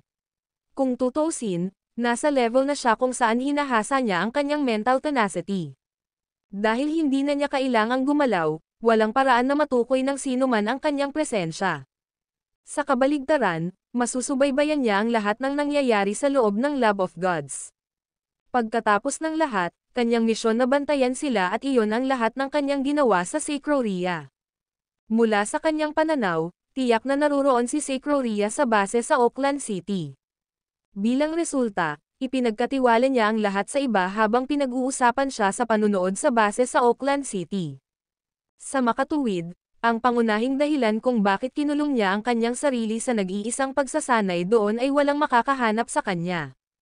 Kung mahahanap ng isa si Levi, mahahanap din ng isa ang Lab of Gods, base na napakahirap gawin. Matapos ang pag-atake, ang Divine Brigadier ay wala kahit saan. Kahit na nagbigay kay Levi ng malinaw na mga tagubilin bago niya tinatakan ang kanyang sarili, hindi niya inaasahan na ang mga pagtatangka ng Lab of Gods sa pagsisiyasat ay makagambala sa lahat ng kanyang mga plano. Ang pagtatayo para sa mga shelter ay tumigil, habang ang mga linya ng depensa ay hinayla pabalik. Sa katunayan, ang buong Erudia ay nagpabiya na ang kanyang payo ay nahulog sa mga bingi. At iyon ang dahilan ng mapangwasak na mga kahihinatnan. Sa kabutihang palad, may mga plano si Levi para sa gayong kabiguan. Dahil ang plano ng Lab of God sa una ay 3 buwan, pinabilis ni Levi ang pagkumpleto ng kanyang plano sa hindi hihigit sa 2 buwan. Bagamat pinaikli niya ang timeline para sa kanyang plano mula 3 buwan hanggang 2, hindi niya inaasahan ang nakakatakot na tugon ni Dr. Erebus. Naisulong niya ang kanyang plano ng 1 buwan at kalahati, na lumampas sa inaasahan ng lahat, kasama na ang sa Sacroria. Sa sandaling sinimulan ng mga Leviathan ang kanilang pag-atake, naramdaman ito ni Levi at nagising mula sa kanyang pagsasanay. Sa sandaling iyon, alam niyang tapos na ang kanyang nag-iisang pagsasanay at nabigo ang kanyang plano dahil pinasulong ng kaaway ang pagsalakay. Gayunpaman, naisip niya na karamihan sa mga silungan ay itinayo kahit na hindi ito ganap na kumpleto. At saka, ang karamihan sa iba pang mga depensa ay dapat na inilagay sa lugar. Gayunpaman, sa kanyang mga pagsisiyasat, natanto niyang hindi na siya maaaring magkamali. Si Erudia ay nasa ganap na kaguluhan ng sumalakay ang mga war machine. Matagal nang tumigil ang pagtatayo ng shelter. Hindi alam ni Levi ang pinakabagong sitwasyon, ngunit alam din niyang nawala ang Black Hawk. Sa kasamaang palad, sa oras na nalaman niya, huli na ang lahat. Sinasalakay ng mga war machine si Erudia nang sa wakas ay naramdaman niya ang kanilang presensya. Ang tanging magagawa niya ngayon ay iligtas ang sitwasyon. Gayunpaman, hindi niya kayang umalis, Dahil nasa Lab of Gods, base na siya, sinusubaybayan sila para malaman ang tunay na lawak ng kanilang kapangyarihan. Kaya naman, kailangan niyang mag-isip ng ibang plano. Dahil hindi niya makontak sina Deathfiend at Donald, naisip niya kung sino ang maaari niyang kontaken o kahit na may kontrol. Noon lang niya naisip ang 13 mutant at Fearsome 4. Kahit hindi sila magkasama, ang Fearsome No. 1 at Mutant No. 1 ay nasa Erudia na nagpapanggap bilang Vice Chancellors. Dahil dito, nang magtaka ang lahat kung sino ang nag-alis sa Death Harbingers dahil ilan lang ang napatay ng mga tago na tropa ni Chandler, ang sagot ay halatang nakakatakot na numero 1 at Mutant No. 1. Dahil pareho silang super fighter, lihim nilang itinapon ang maraming Death Harbinger. Sa katunayan, hindi man lang napansin ng Lab of Gods. Pagkatapos ng lahat, ang super fighters ay nabuo para sa tanging layunin na talunin ang Lab of Gods. Para naman sa mga undercover na tropa na nagtatago sa Northampton, inutusan ni Levi si Cyrus na subaybayan sila bago siya mag-isa sa pagsasanay. Kapag nagdulot sila ng anumang panganib, dapat silang ilabas ni Cyrus. Dahil dito, si Cyrus ang may pananagutan sa paglipol sa kanilang lahat. Ang video na ito ay edited by Urban Storytelling. Kabanata 2673. Magaling Levi. Tungkol naman sa mga reinforcement ng Sacred Organization at Maya Industries, ito ay dahil sa mga tagubilin ni Levi na ibinigay ng maaga. Sa kanila niya gawin ang lahat upang harapin ang anumang sakuna sa pamamagitan ng pagpapakawalan ng lahat ng trump card na sinabi nila. Tungkol naman sa The Cardinal Hall at ang pananambang ng sinaunang Garrison clan sa kalaban, lahat ito ay bahagi ng kanilang plano. Kung tutuusin, alam ni Daxon at DJ Leo ang mga especially iya sa Carrie Gray Academy. Kaugnay ng mga reinforcement mula sa mga kalyadong bansa sa buong mundo, inayos din iyon ni Levi sa napakalaking paunawa. Dahil ang Fearsome 4 ay mga robot na konektado sa elektronikong paraan, nagpapadala si Levi ng mensahe sa pamamagitan nila sa lahat ng pinuno ng mundo. Tinipon niya sila para sa isang pulong kung saan ipinaliwanag niya ang sitwasyon. Sinabi niya sa kanila na dumating ang mga sangkawan ng war machine na hindi alam ang pinagmulan at napakalakas. Kahit na sinasalakay nila ang Erudia, hindi nila sinasadyang banta ang ibang mga bansa kapag nasakop na nila ito. Sa katunayan, maaari pa nilang lipulin ang buong mundo. Kung tutuusin, kung kayang lipulin ng mga war machine si Erudia, ang ibang bansa ay hindi magkakaroon ng pagkakataon. Sa katunayan, ang mga kapitbahay ni Erudia ang pinakakinatatakutan dahil sa kanilang kalapitan sa apoy ng digmaan. Kung isasaalang-alang kung gaano hindi mahuhulaan ang mga war machine, natural na alam ng mga bansang iyon kung gaano sila nalantad nang bumagsak si Erudia.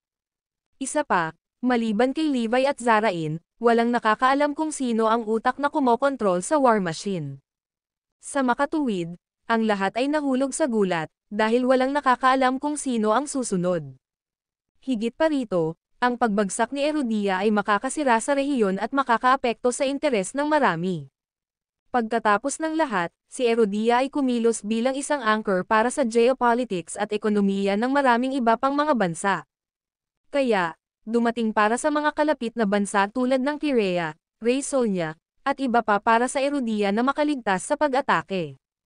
Dahil dito, unang humakbang sila para magbigay ng mga reinforcements. Sa pangunguna nila, marami pang ibang bansa ang sumunod sa pagsang-ayon na magbigay ng suporta. Para naman sa iba, wala silang choice kundi sumama dito. At the end of the day, pansariling interes ang nag-udyok sa lahat na magbigay ng reinforcements. Sa totoo lang, marami sa mga kaaway ni Erudia ang hindi gustong gawin iyon. Gayunpaman, pinilit sila ng mga pangyayari na sumunod. Pagkatapos ng lahat, mahirap makipaglaban sa karamihan, at hindi rin sila mananalo kung ito ay iboto. Sa mga bansa, ang Zarain ang pinakaatubili, dahil hindi sila natatakot sa Lab of Gods o sa Leviathans. Gayunpaman, sa ilalim ng nakaka-pressure na mga tingin ng iba pang bahagi ng mundo, wala silang pagpipilian kundi ang sumang-ayon. O kung hindi, ang lahat ay magsisimulang maghinala na sila ang nasa likod nito, na hindi malayo sa katotohanan, dahil ang mga Leviathan ay ginawa nila. Kaya naman, Para maiwasang maging isang pangkaraniwang kaaway sa buong mundo, si Zarain ay walang pagpipilian kundi sumang-ayon na magbigay ng tulong militar. At iyon ay kung paano dumating ang pandaigdigang alyansang militar upang magbigay ng suporta kay Erudia. Sa likod ng lahat ng ito, nakuha ni Levi ang natitirang bahagi ng Fearsome Four upang ayusin ang isang pagpupulong sa mga pinuno ng mundo at pilitin silang magbigay ng mga reinforcement. Ang buong episode ay nagpakita kung gaano kahusay si Levi kahit na pagdating kay Zarain. Malamang, hindi niya sila binigyan ng pagkakataong tumanggi. Sa tulong ng buong mundo, ang mga Leviathan ay mabilis na nasakop. Samantala, ang lakas ni Levi ay tumaas sa isang ganap na bagong antas pagkatapos makumplito ang kanyang nag-iisang pagsasanay. Sa katunayan, ang pressure na naramdaman niya mula sa krisis ay nagpabilis ng malaki sa kanyang pag-unlad. Dahil sa kung gaano kalakas si Levi, mahirap isipin kung gaano siya kalakas. Kung marinig ito ni Cyrus, siguradong malaglag ang panga niya sa hindi makapaniwala. Ang video na ito ay edited by Urban Storytelling.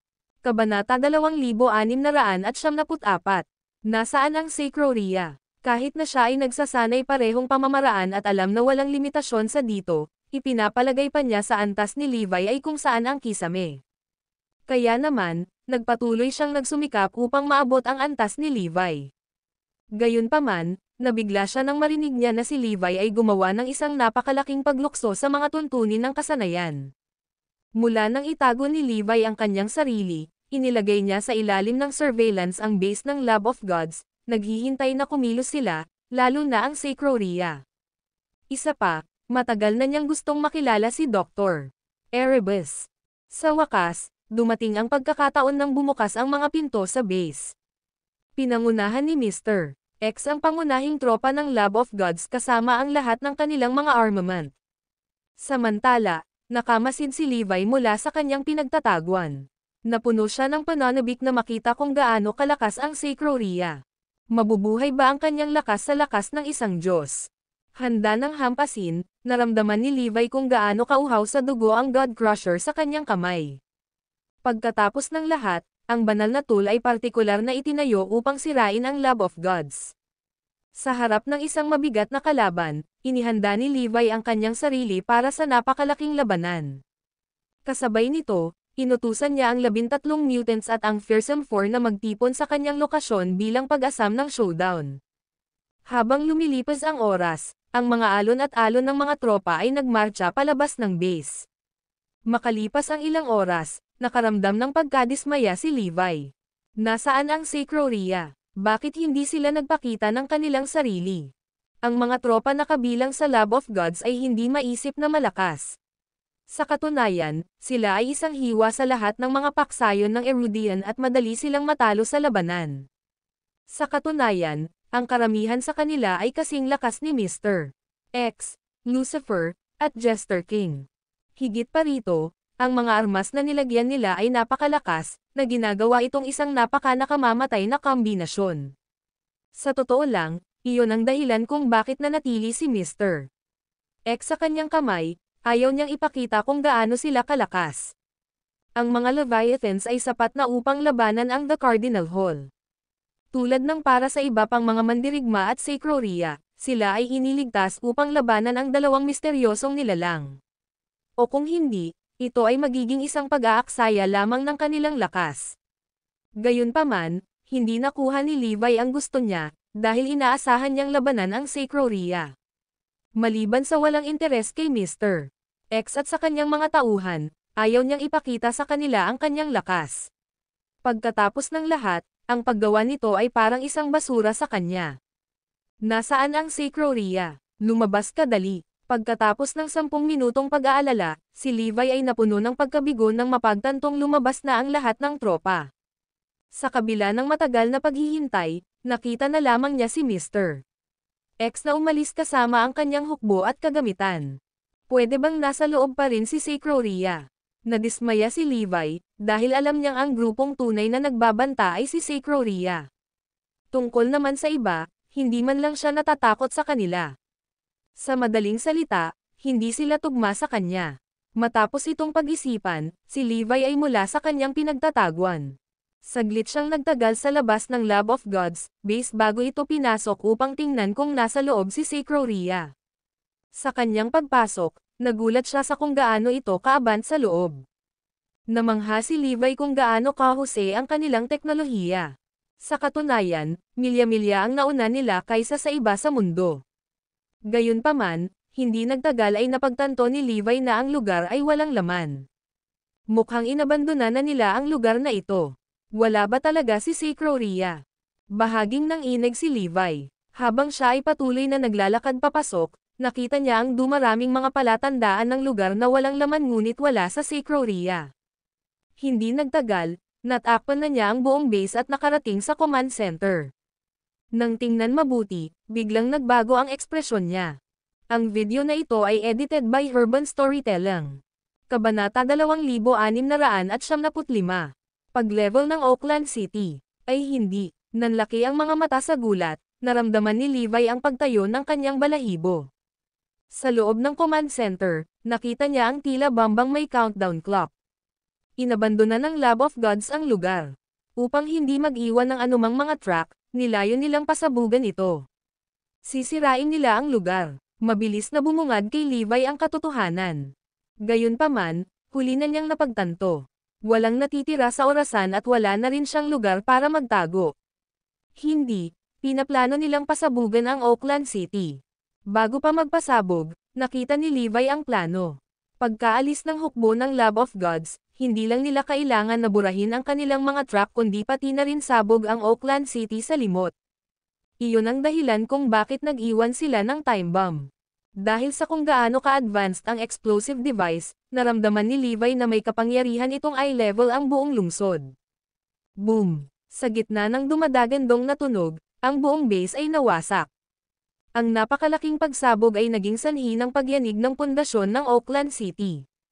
Sa kabila ng laki ng Oakland City, nakikita ng lahat ng tao sa loob ang pagsabog gamit ang kanilang sariling mga mata. Isang impyerno ng apoy ang bumaril sa kalangitan habang tinatakpan ng ulap ng kabute ang bahagi ng lungsod. Napailing ang lahat, dahil hindi pa sila nakakita ng ganoon. Anong nangyayari? Nagkaroon ng kaguluhan sa lahat ng dako. Napuno ng hingal ang lungsod habang ang lahat ay huminto at nagmasid sa gulat. Habang bumabalot ang usok sa buong lungsod, ang araw ay naging gabi. Dahil nabulag ng liwanag mula sa pagsabog, walang ibang nakakakita. Boom! Bago pa makariyak ang sinuman, isa pang pagsabog ang narinig. Nagsimulang yumanig ng malakas ang lupa, dahilan para mawalan ng balanse ang lahat. Gayunpaman, nakita nilang pamilyar ang sensasyon na parang nahati sa dalawa ang lupa. Kahit na hindi ganoon kasayra ang hitsura sa ibabaw, ang lupa sa ilalim ng mga ito ay nabasag na. Kasunod nito, nagsimulang lumitaw ang mga bitek sa lahat ng dako sa lungsod. Tila ang mga pundasyon ng buong lungsod ay tinamaan ng isang mapang wasak na pag-atake. Samantala, nang lumingon ang mga miyembro ng Lab of Gods at nakita ang nangyari sa lungsod, lahat sila ay hindi maiwasang ma-curious. Ngayon na nila ihayag ang kanilang sarili, kailangan nilang sirain ang base na kanilang inabandona. Higit pa rito, ito ay sa kanilang interes na sirain ang Oakland City kasama nito. Gayunpaman, nagulat si Mr. X nang makita niya ang nangyari sa lungsod. Ito ay kakaiba, dapat ay mas malakas ang pagsabog. Hindi bababasa, ito ay dapat na gumuho ng lungsod. May nangyari bang mali? Noong itinanam ang bomba, ang bilang ng mga pampasabog na ginamit ay naayos batay sa laki ng Oakland City. Gayunpaman, si Mr. X ay nagambala at hindi na nagpalalim pa sa usapin. Kahit na ang epekto ay mas maliit kaysa sa inaasahan, nagdulot pa rin ito ng pagkawasak sa Oakland City at sinira ang lahat ng bakas ng ating pag-iral. Ma'am Ham, ganyan talaga. Kumpleto na yata ang ating mga layunin. Gayon din ang naramdaman ng iba nang makita nila ang pagsabog sa Oakland City. Ang pagsabog ay hindi lamang nagpapahina sa kanilang mga inaasahan, ito ay namutla lamang sa paghahambing.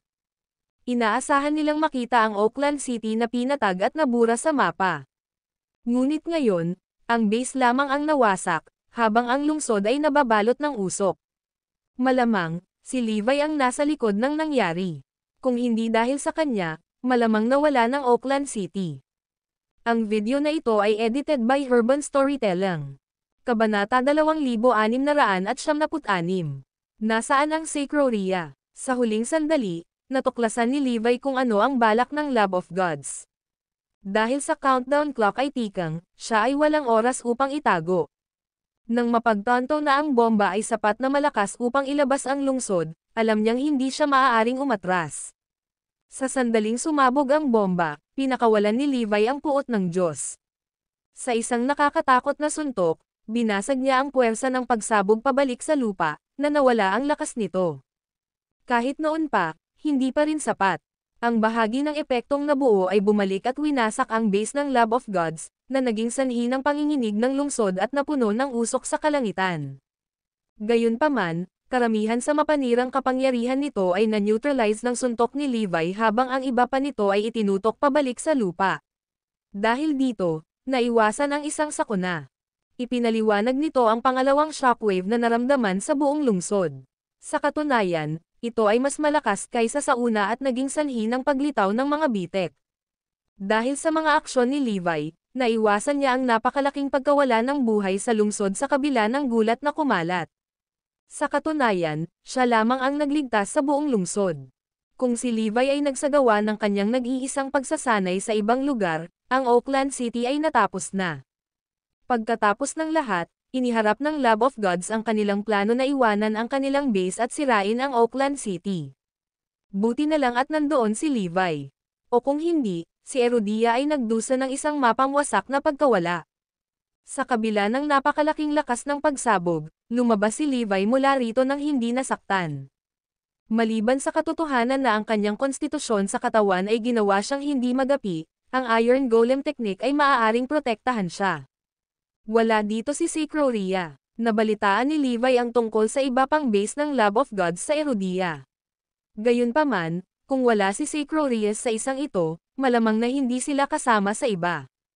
Kung ganoon, nasaan sila? Iyon ang inaalala ni Levi. Pagkatapos ng lahat, ang kanyang buong plano ay nakabalangkas sa pagbagsak sa Sacroria. Hanggat hindi nagpapakita si Sacroria, hindi ipinahayag ni Levi ang kanyang tunay na kapangyarihan.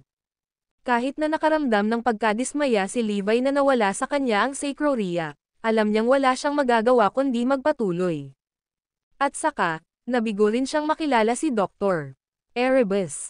Saan sila nagpunta? Gayunpaman, dahil umalis na ang Lab of Gods mula sa punong tanggapan nito, maaaring may malaking nangyayari. Kaya, kailangan ko silang ituloy. Sa sandaling iyon, dumating ang 13 mutant at fearsome 4. Pagkatapos ay umalis si Levi kasama sila. Hindi sumagi sa kanino man na ang mga mutant at mga robot ang pinakahuling sandata ni Levi. Bumalik sa harap na linya, ang mga Leviathan ay niruruta. Kasama ang kanilang mga kaalyado, sinira ng hukbo ni Erudia ang mga katawan ng mga Leviathan at winasak ang kanilang core. Gayunpaman, nang matanggap ang utos na umatras, sumunod ang mga Leviathan. Dahil dito, mabilis silang umatras kaya't wala ng oras para mag-react ang mga mandirigma ng Sacred Organization. Push forward. Go, go, go. Sa utos ni na Craig at Nicholas, nauna ang hukbong Erudian. Si Deathfiend at ang kanyang mga tauhan ang unang sumugod. Mahigpit nilang sinusubaybayan ang mga Leviathan upang makita kung saan sila umatras, dahil kailangan silang maalis. Samantala, sa bawat frontline sa loob ng Erudia, ang mga Leviathan na binubugbog ay nagsimulang umatras. Bukod dito, ang hukbo ng Erudian at ang mga kalyadong puwersa ay nasa parehong pahina sa mga tuntunin ng pag-aalis ng bawat solong Leviathan. Dahil dito, lahat sila ay hinabol ang mga umaatres na puwersa at mabilis na nabawi ang karamihan sa teritoryong nawala. Ang mga pangyayari ay natural na nagpasigla sa moral ni Erudia. Habang ipinagpatuloy nila ang kanilang pagtugis sa umaatres na mga Leviathan, hindi nagtagal ay dumating ang hukbong Erudian sa tabi ng dalampasigan. Sa sandaling iyon, ang mga Leviathan ay pumasok sa karagatan na walang indikasyon kung ano ang kanilang ginagawa. Ang video na ito ay edited by Urban Storytelling. Kabanata 2697. Ang nakatagong katangian ng Leviathans. Tanghali, 3,000 Leviathans ang nakatipon na sa Eastford. Natanggap nila ang kanilang bagong order doon at nagsimulang magtrabaho dito.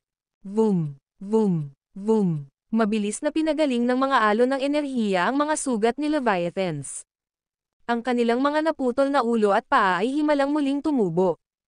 Isang kisap mata lang ang kinailangan para makabawi ang lahat ng 3,000 Leviathan. Walang nakakita na darating iyon. Ang katotohanan na ang mga Leviathan na iyon ay maaaring magpagaling sa kanilang sarili at agad na gumaling ang dahilan kung bakit ganoon kalakas si Dr. Erebus. Alam na niya kung gaano kahalaga ang mga katangiang iyon noong nilikha niya ang mga ito. Iyon ang dahilan kung bakit gumamit siya ng mga natatanging materyales, genetic coding, at advanced na teknolohiya upang bigyan ang kanyang paglikha ng ganoong kakayahan. Ang mga Leviathan na iyon ay maaaring makabawi kaagad hanggat ang mga kapsula ng enerhiya ay patuloy na naglalabas ng mga alon ng enerhiya. Nagkaroon din ng higit pa doon. Ang mga Leviathan na ito ay maaaring makatulong sa pagpapagaling sa isa't isa. Kaya naman, ang malulusog na Leviathan ay maaaring tumulong sa mga sugatang Leviathan kahit na sila ay nasa larangan ng digmaan. Mananatiling maayos ang lahat hanggat gumagana ng maayos ang mga kapsula ng enerhiya.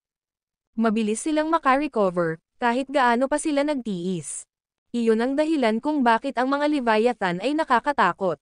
Ang Lab of Gods ay inilihim ang katangiang iyon sa buong panahon.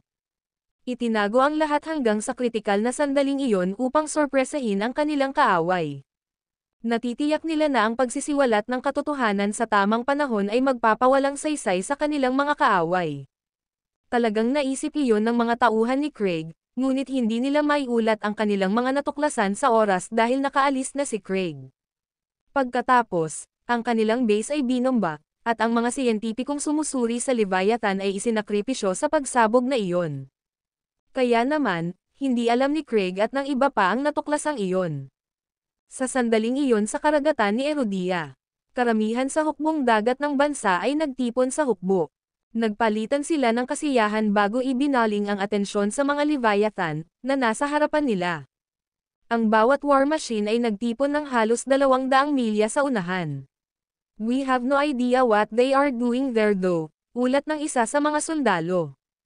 Nakahanap sila ng mga Leviathans. Lahat ng 3,000 Leviathans ay natipon, at ito ay mukhang katawa-tawa. Kumuha sila ng napakaraming espasyo.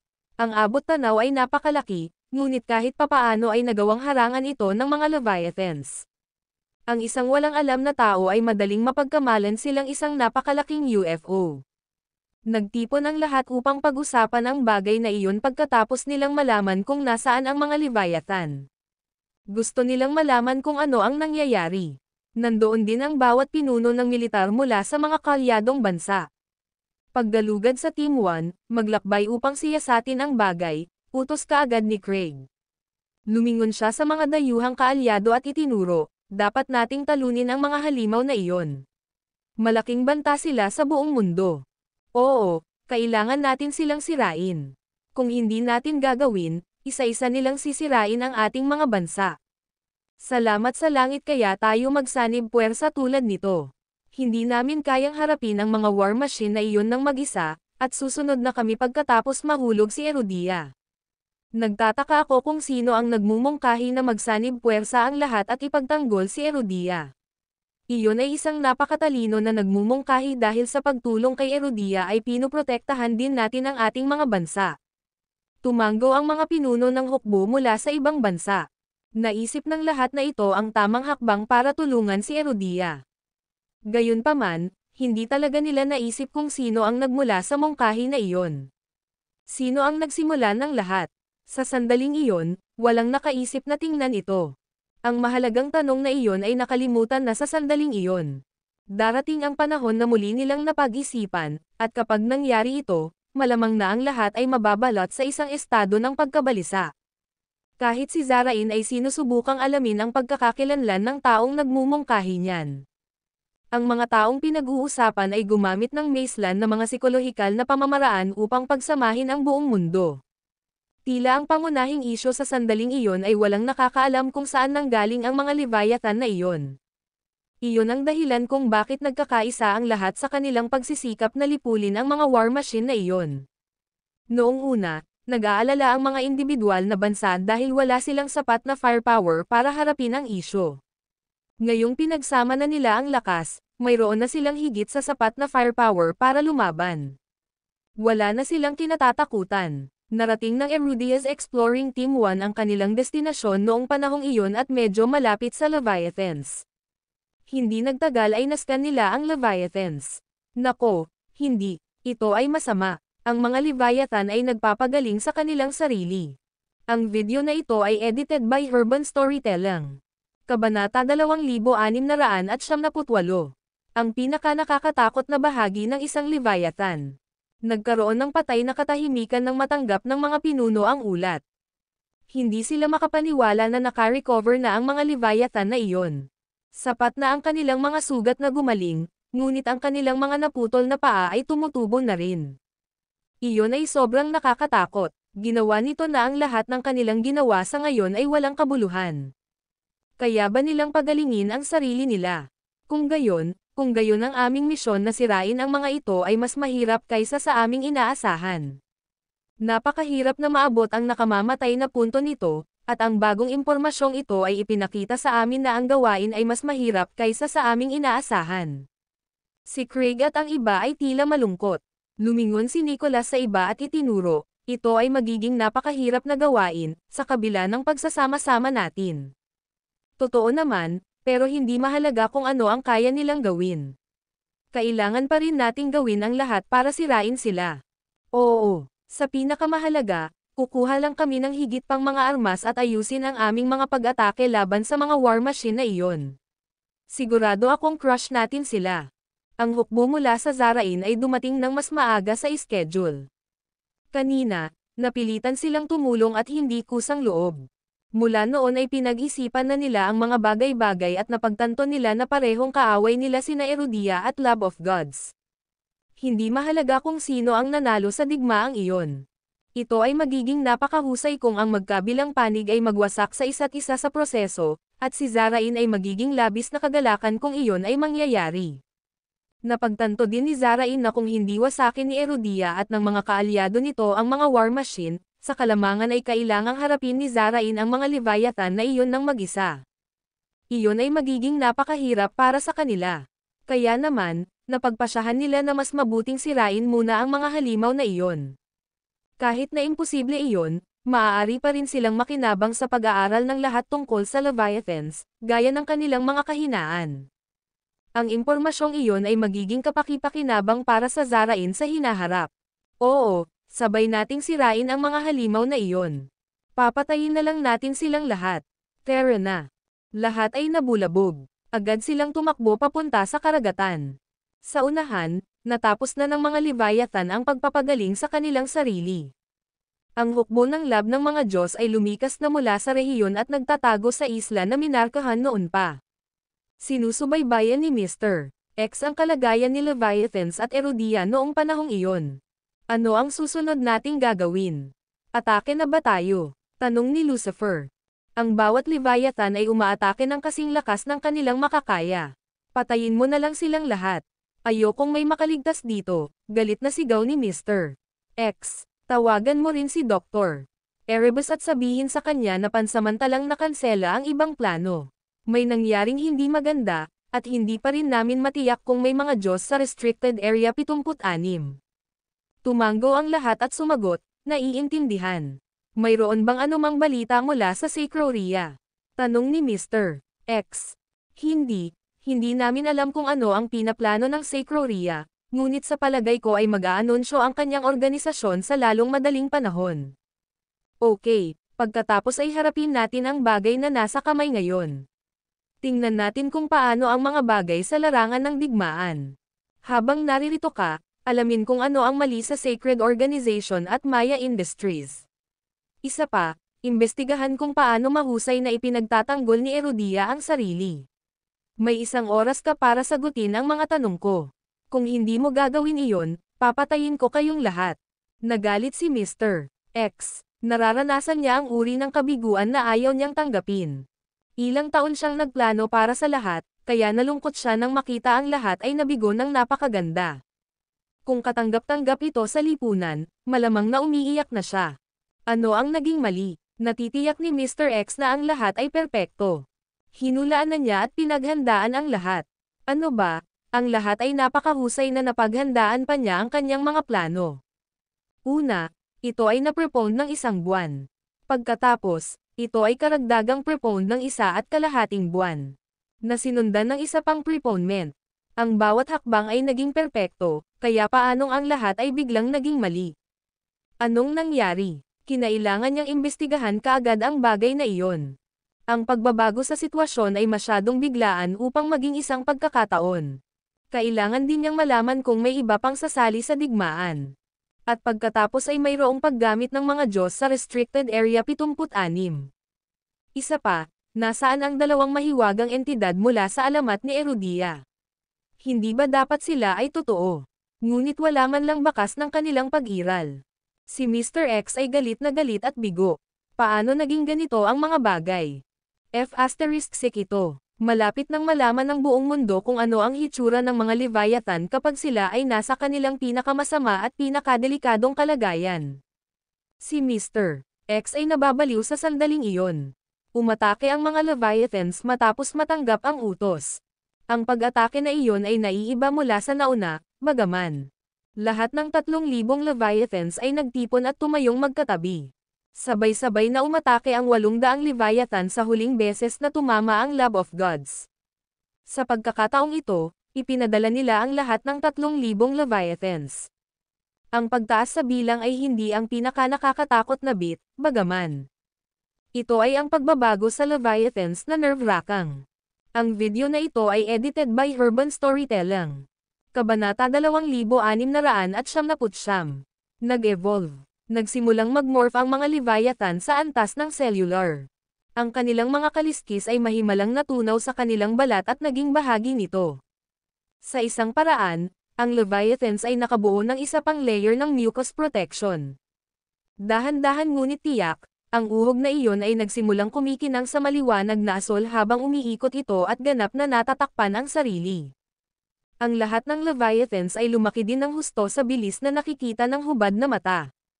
Ang taas nila ay tumaas sa halos 120 metro habang sila ay tumaas ng 40 hanggang 5 metro. Sila ay mukhang mas malaki kaysa dati. Kahit sa malayo, nakikita ng lahat ang pagbabago sa Leviathans, at iyon ang nagudyok sa kanila na huminga ng matalim. Ang matinding takot ay lumabas sa kanilang mga mata. Ito ay sobrang nakakatakot. Ang mga Leviathan ay lumaki ng pisikal at ginagamit iyon na tumaas din ang kanilang husay sa pakikipaglaban. Ang mga Leviathan na iyon ay nag-level up at mas mapanganib pa. Hindi lang sila naging mas malakas sa pisikal. Walang sino man ang nakahula sa pagbabagong anyo, ngunit ang mga kaliskis ng Leviathans na iyon ay maaaring talagang mag-agos ng isang nakakatakot na sangkap na magiging isang protection na uhog. Ang enerhiya sa loob ng mucus na iyon ay may kapangyarihang sirain ang lahat.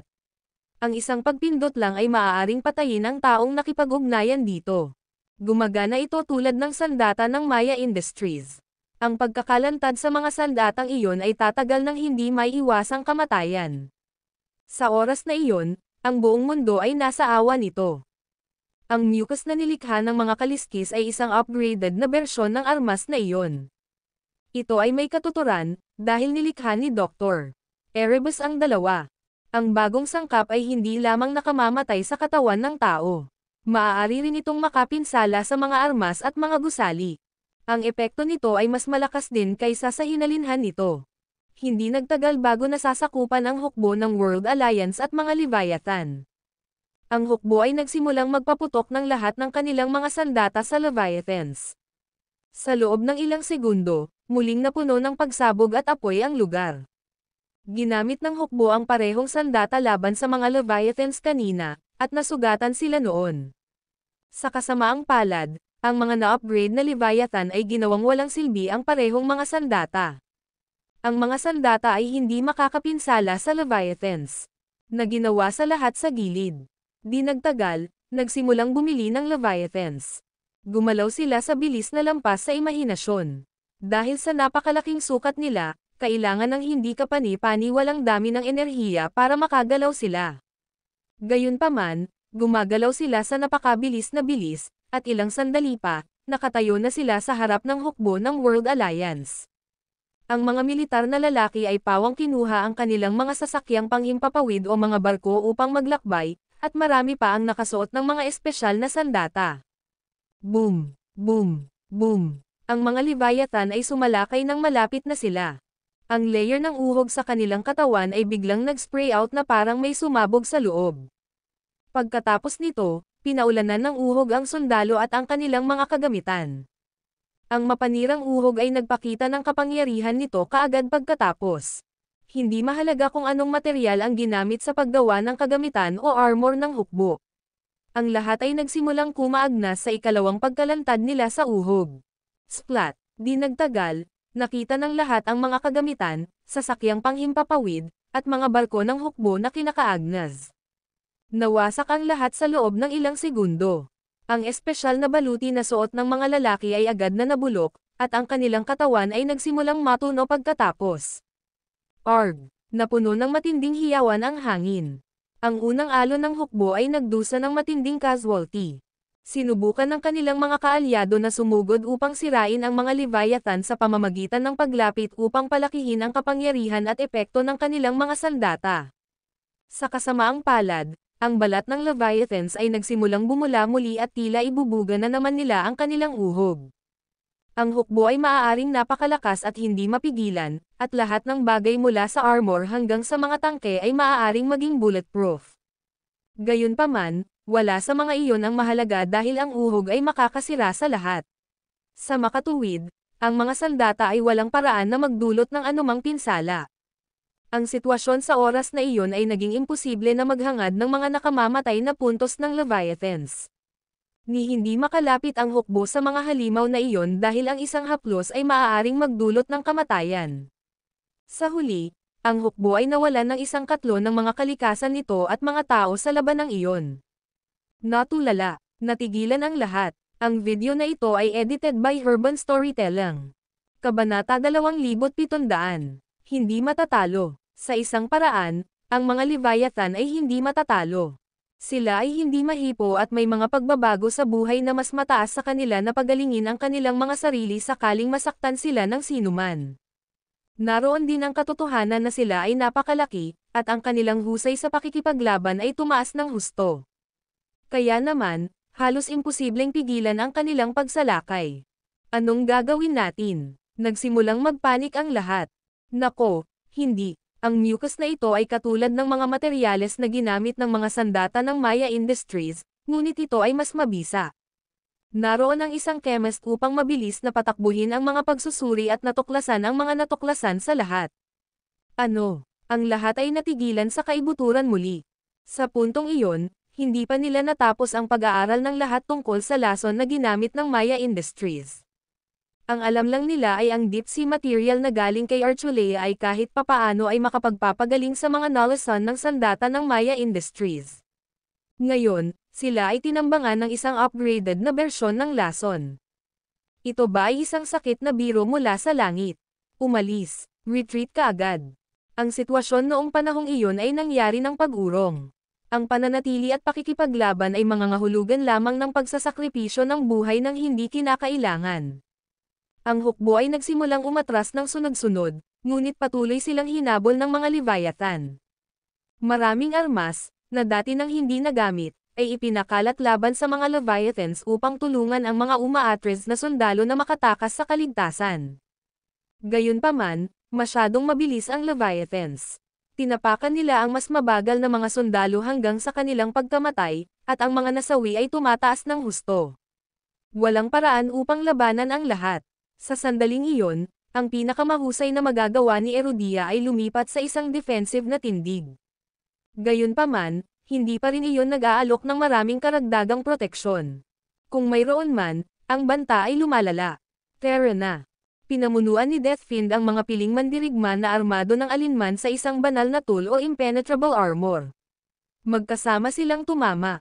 Tila walang makakapagprotekta sa sinuman mula sa mucus na iyon, ngunit may pananampalataya si Deathfiend at ang kanyang mga tauhan.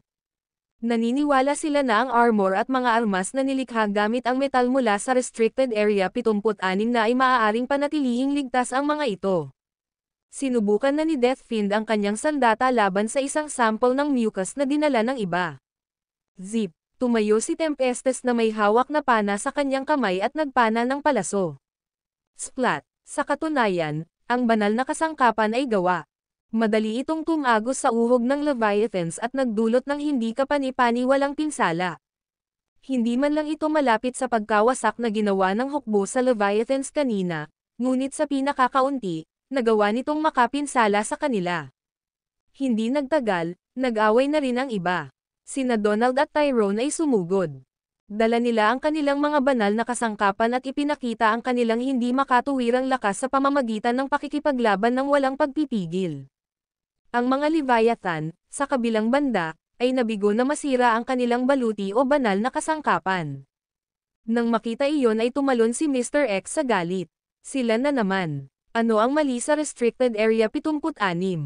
Sa kabila ng tagumpay ng sinaunang pamilyang Garrison, ang hukbo, sa kabuuan, ay walang sapat na impenetrable armor at mga banal na kasangkapan. Sa wakas ay sila ng ilang pinsala sa Leviathans, ngunit ang pinsalang iyon ay balewala. Ang talagang ginawa ay magbigay ng inspirasyon sa sundalo at pigilan silang mawalan ng pag-asa. Ang mga pinuno, gayunpaman, ay batid kung paanong ang pag-asang iyon ay isa lamang ilusyon. Ang pinsalang ginawa sa Leviathans ay hindi magiging malubha at ito ay magtatagal. Ang mga Leviathan na iyon ay napakabilis na nakabawi, at ang ilan ay may iba pang mga kasamahan upang tulungan silang gawin ito. Kung magpapatuloy ang sitwasyon, hindi mahalaga kung ang mga Leviathan ay nasugatan. Hindi pa rin nakarating ang hukbo sa mga nakamamatay na punto ng Leviathans o napigilan sila sa pagbawi. Nangangahulugan iyon na ang mga pinsalang natamo ay walang silbi. Boom! Sa susunod na segundo, lahat ng 3,000 Leviathan ay nag-redirect ng lahat ng kanilang lakas sa lahat ng Leviathans sa harap na hanay. Nakakita na si Craig ng battle formation na ganyan dati, at naranasan niya ito mismo. Umalis. Retreat ngayon. Kumalat upang hindi ma-atake ng kaaway ang lahat ng sabay-sabay. Nagsimulang sumigaw ang batalyon ni Craig sa iba para mabilis silang kumalat. Nais nilang tiyakin na ang lahat ay nasa ibang lugar. Sa sandaling iyon, ang lahat ng mga barko ay malapit sa isa't isa, at iyon ay isang mapanganib na pormasayon na magpapahintulot sa mga Leviathan na itoon ang kanilang lakas sa isang punto. Nang makita iyon, nagsimulang magpanik ang lahat. Sila ay kumalat ng mabilis hanggat maaari, at ang ilang mga sundalo ay tumalon pa sa karagatan. Nagkagulo ang lahat. Vroom! Sa kabutihang palad, ang mga Leviathan ay nangyayari ng ilang oras upang i-redirect ang kanilang enerhiya. Hindi nagtagal, isang nakakatusok na tunog ang hudyat ng pagtatapos ng paghahanda. Boom! Boom! Boom! Isang napakalakas na alon ng enerhiya ang bumaril at sinira ang lahat ng nasa daan nito. Boom! Boom! Ang pag-ataking iyon ay lubhang mapangwasak na balang araw ay masusulat sa mga aklat ng kasaysayan.